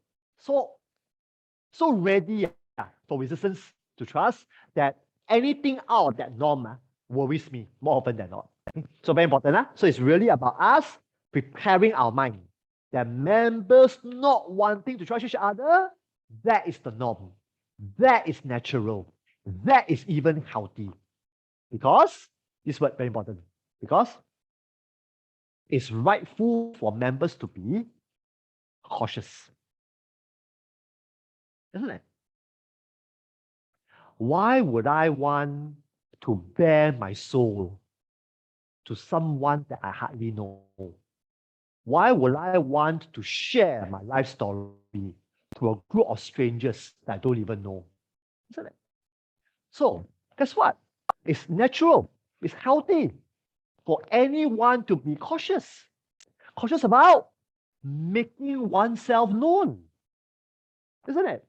So I better make sure that it's safe. Then I become vulnerable. If I don't feel that it's safe, why should I be vulnerable? I better be cautious. So that, my friends, is something that we have to program our minds to reframe. Yeah? That resistance to trust is something normal, healthy, cautious. So that we as a good counselor, we don't rush trust too easily. So that's important. That's why you can see the next point, very important. Right? So we have to what? Avoid pushing participants too quickly. Too quickly. Because when we don't push them too quickly, usually trust will slowly but go up. But if you were to push them quickly, usually we'll have a counter reaction more often than not. That's important. Okay. That's why the keyword here, crucial for the counselors to be sensitive and to patiently explore the here and now fears. Okay. So like I said, I want to provide the platform for members to keep sharing what is holding them back. What are they afraid of? Why can't they trust more? So I want to keep providing them with the platform to share with me what's going on. So that's important.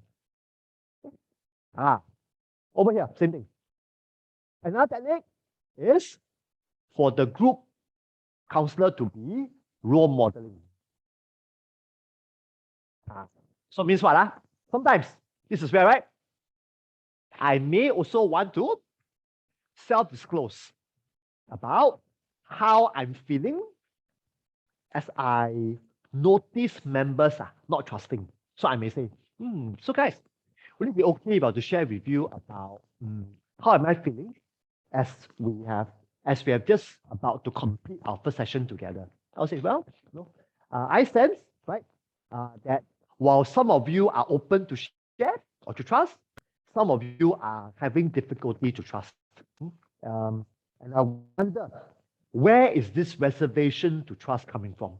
So now I'm role modeling to the group that I can be very genuine in sharing my feelings to the group, very genuine in sharing my reservations to the group, with the hope that when I later ask every member to share, I hope my role modeling will give them the confidence that they can be free to share negative things, positive things. They are not going to be judged by me generally. So the role modeling on my end is to help them to feel safe to also share about things that is on their mind, which they're too afraid to share. Basically, so that's important. That's why the technique of self-disclosing is so important. That's why the 15 techniques, we put that under what? Discretionary, isn't it? So you can remember self-disclosing, right? We put that under the category called discretionary.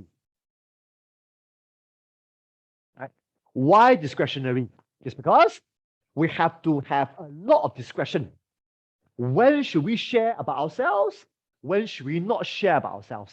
Because if a group counselor were to anyhow share anything, right, after a while, our sharing becomes irrelevant. Group members no longer take our sharing seriously. When that happens, we lose the influence and edge in the group. That's why we have to be very discretionary in what to share, when to share, how to share. And that becomes important. And of course, the next slide tells you a bit more about what happens if I'm leading an involuntary group. The question that Judith asked me earlier on. Right. Very important. Here comes. The first golden rule to remember is this. Yeah.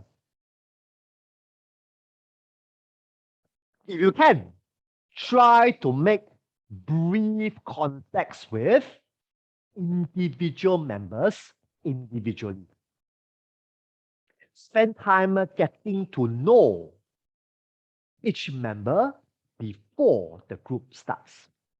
My friends, you will thank me later. This one, ultra, ultra, ultra, ultra. Wow. Let me draw that asterisk for you. Oh, okay.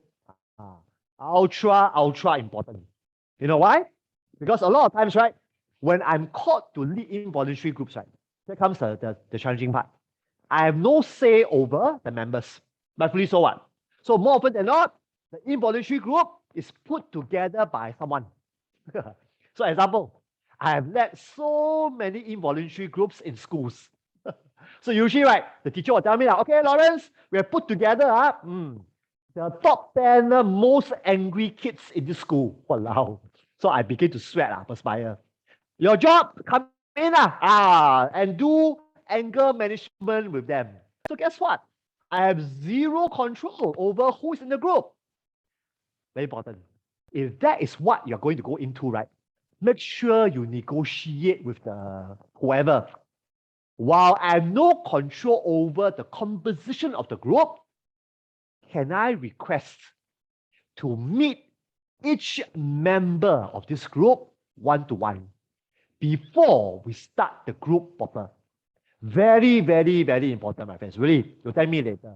Because as you take the trouble to do this, when you see them together in a group, at least they are not alien to you. You are not alien to them. The initial one-to-one will go a long way in making your first session at least a lot more bearable. Got it? So make sure you always work towards meeting each member individually before the first group session starts. Especially all the more for involuntary groups, we have no say in the membership in the first place. So that's important. Okay. After you've done that, what then do you do? Important. This part is important. Now, this paragraph, ultra important. It says what? A potential useful technique is simply to allow the members to express openly, notice the word openly, for a time, their feelings about being forced into a group without comments from the leader. So it means what, my friends? This is what it means. For me, whenever I lead an involuntary group, what do?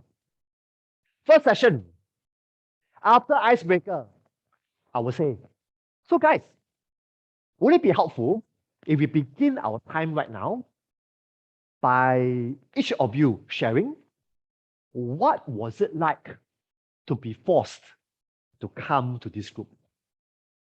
What was it like for someone to decide on your behalf that you need to come for this group? Notice what am I doing? I'm acknowledging first thing. I know that all of them, it wasn't their idea to come to this group in the first place. I want to get that out of the way. Number two, I'm telling them that I am very much keen to hear their complaints. I'm very much keen to hear their feelings about being forced by someone out there to come to this stupid group with Lawrence Ho. I want to hear from them. Why? Because I want them to know that their views matters to me. Because all these guys, they're probably thinking, Lawrence Ho is going to stand on the side of the teacher anyway. Lawrence Ho is probably going to stand on the side of the court anyway. What happens? They're already assuming that I am standing on the side of the different party. So I want to dispel that once and for all. That I am equally interested to hear from them as much as the referring party. I am equally interested to value what they say as opposed to the referring party. So that's very, very, very, very important to do in the beginning. Very important. Now, let me ask you a very important question here. Here, this part. What did Corey wrote here? Come, highlight to you. Right. So allow the group members, right, to express, right, openly, right, without comment from the leader. Why? Why did Corey added this very subtle thing? Without comment from the leader. Why? What is Corey concerned about? Why did he add in this statement? So as a group share lah, how is it like for them to be forced to come to this group? You share lah. But group leader, try our best, don't comment. How come? What is Corey worried about?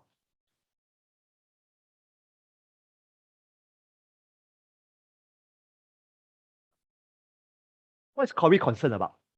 If we were to comment.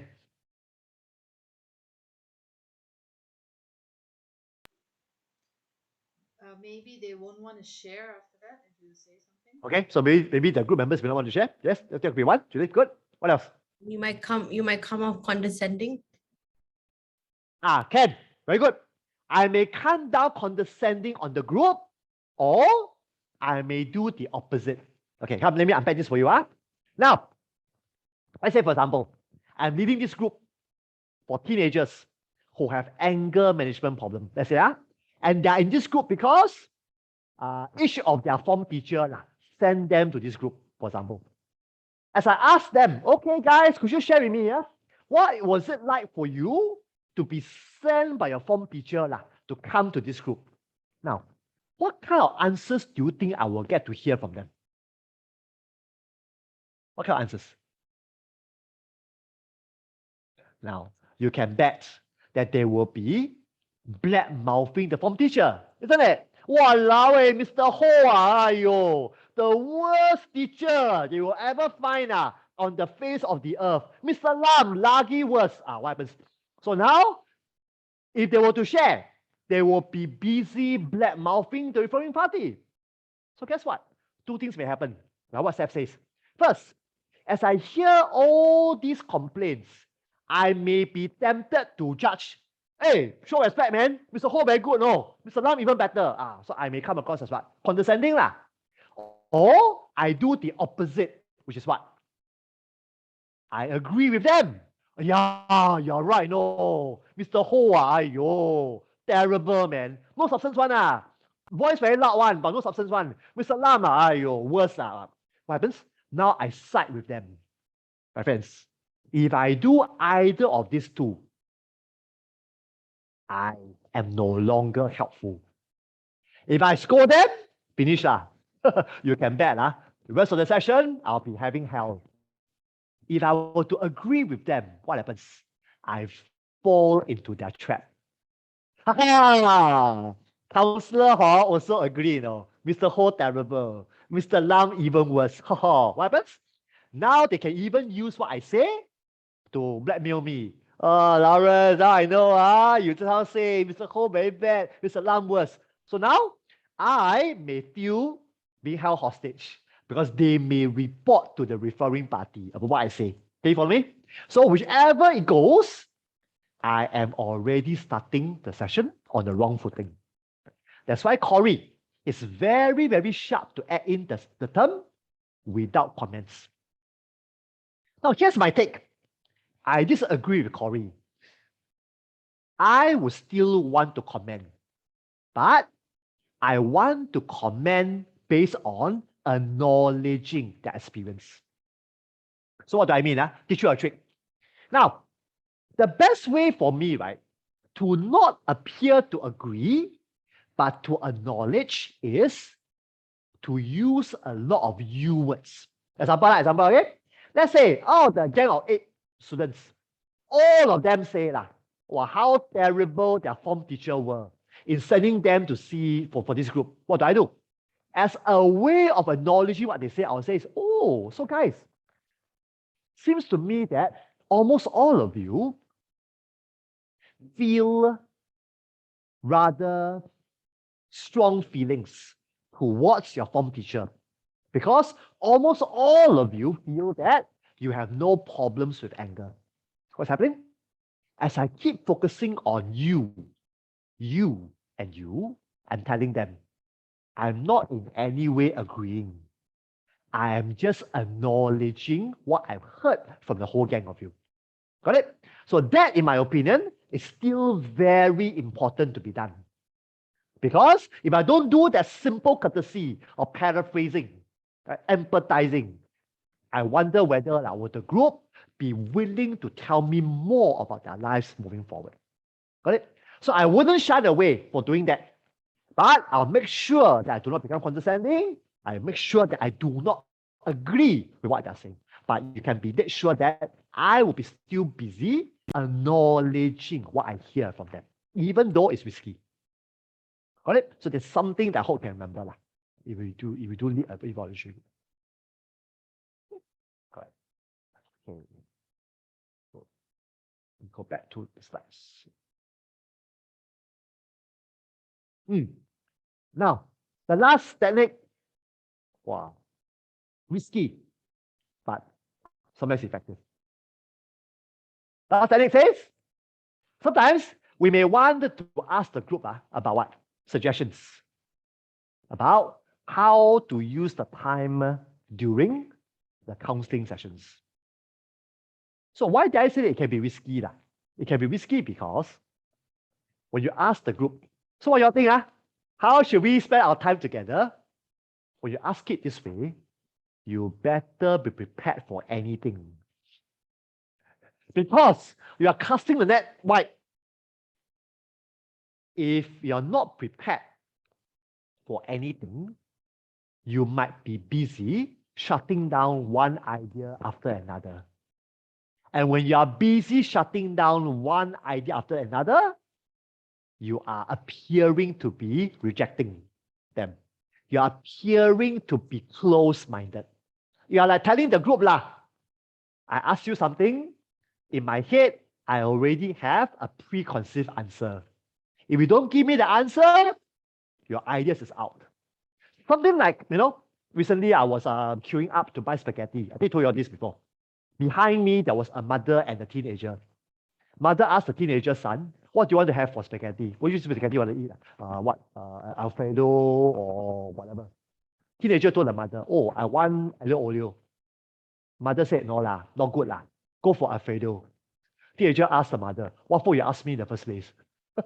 So I was standing in front of them, right? I was so tempted to turn around to say, what for you asked me in the first place? But thank God I never do that. If not, maybe black eye or whatever, I do not know. Same thing here. So if I'm going to ask the group, hey guys, any idea? How should we spend the time? I better be prepared to consider their ideas. If I'm not ready for it, then I better to use this idea. So let me share with you a modification of this idea that I use. Now for me, it is I sometimes use this idea, but I will want to link it to the goal. Means what? Back to my example just now. Let's say if I'm leading a group of teenagers who are there because of anger management problem, this is what I'll do. I'll say, okay, guys, I wonder, what are some ideas that you have about how should we spend this time today in relation to this topic called anger? So now, I'm telling them that there's something that's not compromisable, which is anger. But how we spend the time talking about anger, I'm open to these ideas. So, in other words, I want to set some boundary. So it's not about anything goes, right? But I'm allowing some leeway as we are talking about anger. Right? So I do find this to be a more helpful way rather than anything goes. Because at least I'm putting my foot down, right? That, today, like it or not, we will talk about anger. But how we do it, I'm open for ideas. So the group might tell me, Lawrence, anger, okay, why not? We start with telling you about how we have been on the receiving end of anger by our teacher. No problem, I'll start with that. Because in my opinion, they probably have their fair share of unfair treatment. I'm sure they do. No problem, I can do that. But the whole idea here is, I want to have some say. I want to make sure that there's something that I lay down so that it doesn't become chaotic. Got it? So that's something which I found to be very helpful, especially when I'm dealing with involuntary groups. More for me. Good. Okay. Then finishing off, nothing too difficult.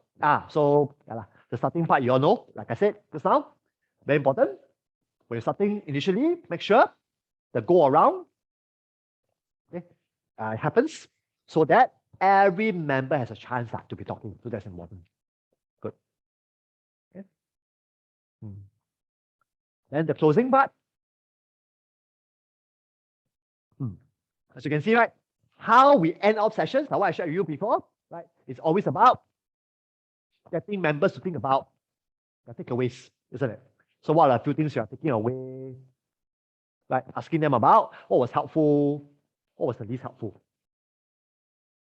Yeah, so it's always about that, the takeaways. Of course, usually before I ask about takeaways, I will normally be doing a summary first to make sure that there's a context for the client to be taking away things about what we covered. So this simple. All right.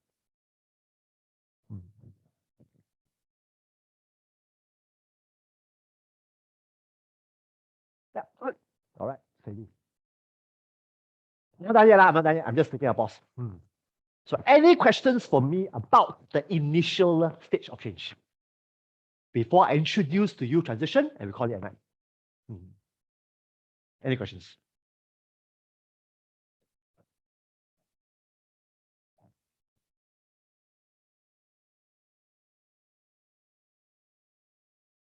No? Now, one more thing to remember.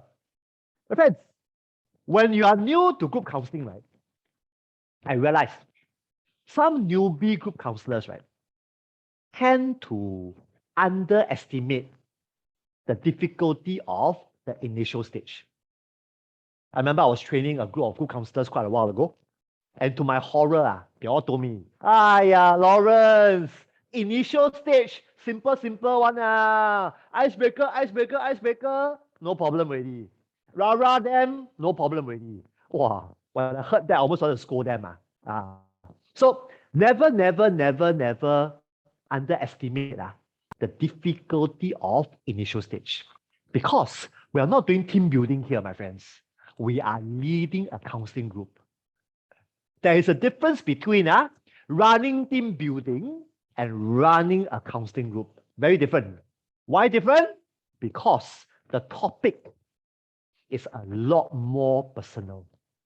The focus is a lot more vulnerable. And because that is the nature, the element of trust has to be earned. So I always remember my supervisor always telling me, Lawrence, never assume that you can be trusted. You have to earn your group's trust in you. Make no mistake about it. We have to earn our right to be trusted by the group as well. So I think, so never underestimate how difficult the initial stage can be, because it can be difficult, I can assure you. It can be difficult. Okay, questions for me about initial stage?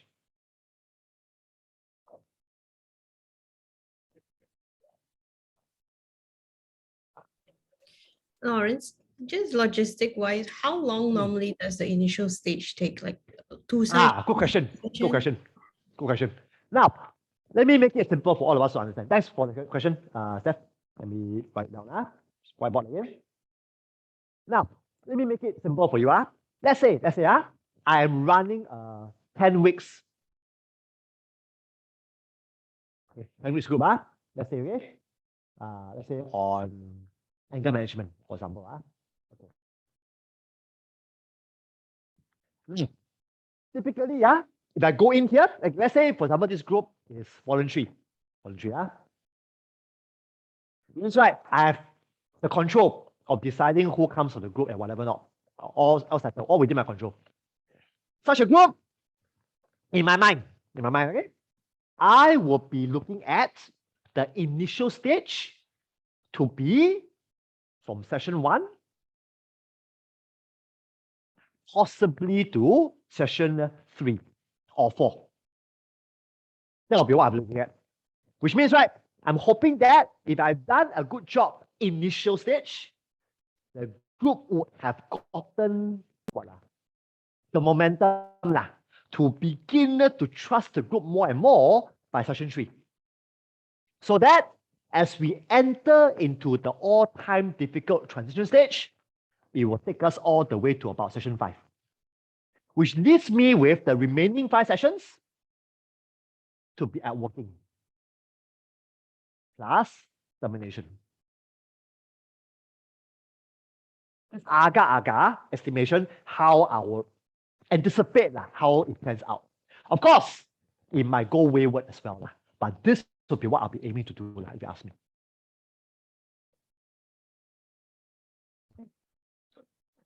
Okay, quickly now. Now let me introduce to all of you the transition stage, and we call it a night.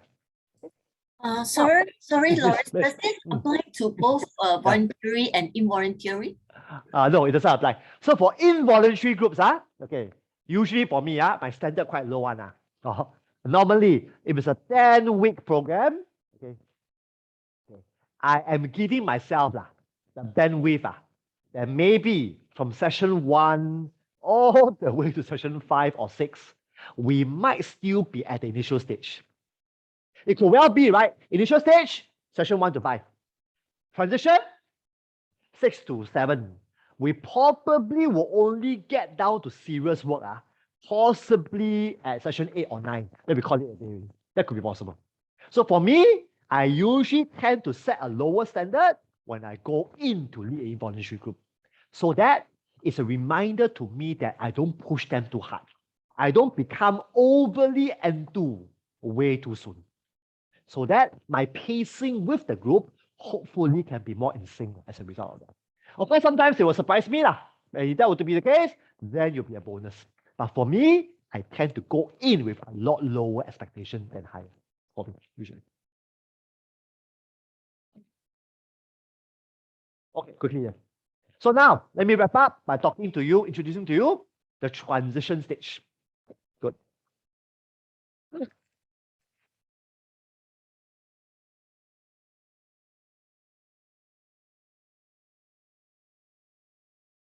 When you look at the word transition, I want you to always think about two other words, which is transition from followed by to. What do I mean?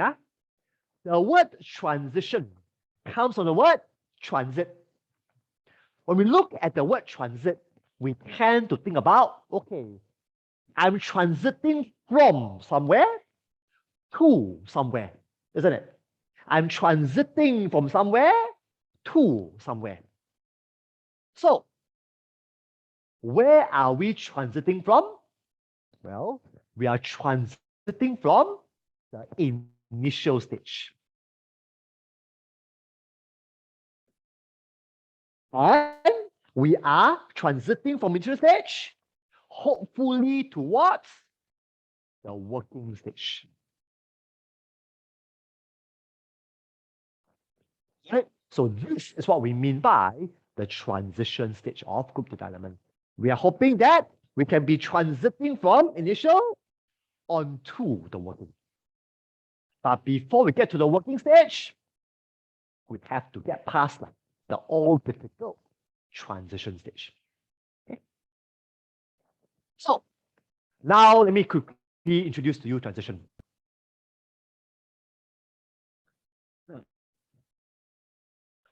What makes transition stage so tough to deal with is because of the big C word called conflicts.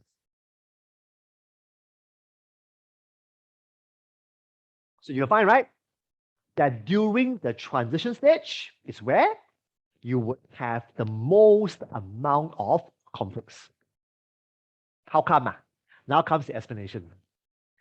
My friends, I don't know about you. Usually, right, when we are new to an environment, right, we sometimes would hold back on revealing our true feelings. We sometimes will hold back on revealing our true thoughts about something, isn't it? So example, let's say if I just get to know a friend, right, what do? I probably will hold back my thoughts, my truest thoughts about this friend, my truest feelings about this friend, isn't it? Because I might find it to be inappropriate, right? But as we become closer, as time goes by, as we hang out more frequently, what happens? Now, I probably would feel more ready, more comfortable to show you my true color, to reveal to you my what honest opinion about you, isn't it? Same thing here. During the initial stage, everybody knew, right? Should I trust? Should I not trust? Should I reveal my true self? Should I not? So everybody is walking on eggshells, isn't it? Eggshells, yeah, but we are still quite nice, we are still quite civilized to one another, isn't it? But we have some reservations, no doubt about it. Once we cross over that stage, or initial stage, is where we are becoming more comfortable. Being more comfortable doesn't mean always a good thing. More comfortable means now I can be more in your face. Now I can be telling you my truest feelings about you and you to me as well. So this is where, right, you will find that with intimacy, right, comes conflicts. I love this. With greater intimacy comes conflicts. My friends, how true it is in our life. Let me ask you, who are the people that you tend to have the most conflicts with? My bet is the people who are very important to you. Isn't it? Right. Why? It's because if we are so intimate, it means what? We tend to be the most comfortable. When we're most comfortable, that is where we can be our truest self. But as we are our truest self, that is where conflicts will tend to be the highest, isn't it? So next week, we'll come back together. We'll be dealing with the big C word called conflicts. So I'll share with you from my personal experience, of course, with the slides as well. How do we deal with these conflicts? What are some behaviors that we have to deal with in a typical transition stage of group development? So we'll get to that next week. Right. Okay. So sorry, overrun by a bit. All right. Final thoughts, comments for me before we call it a night.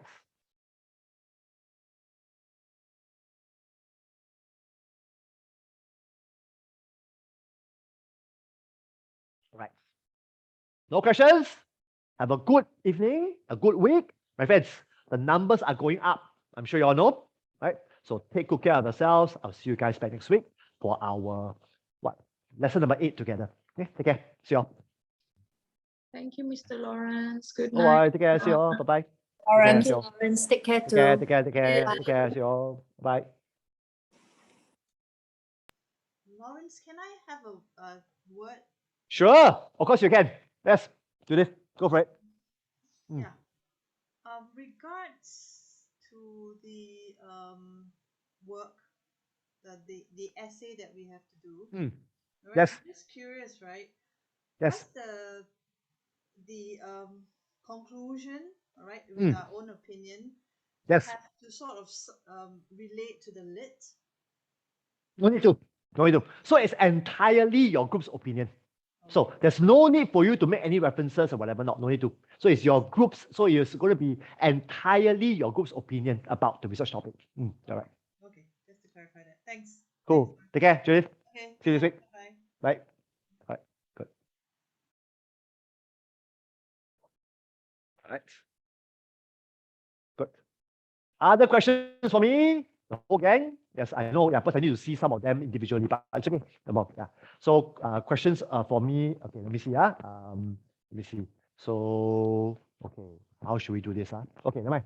Okay, so people like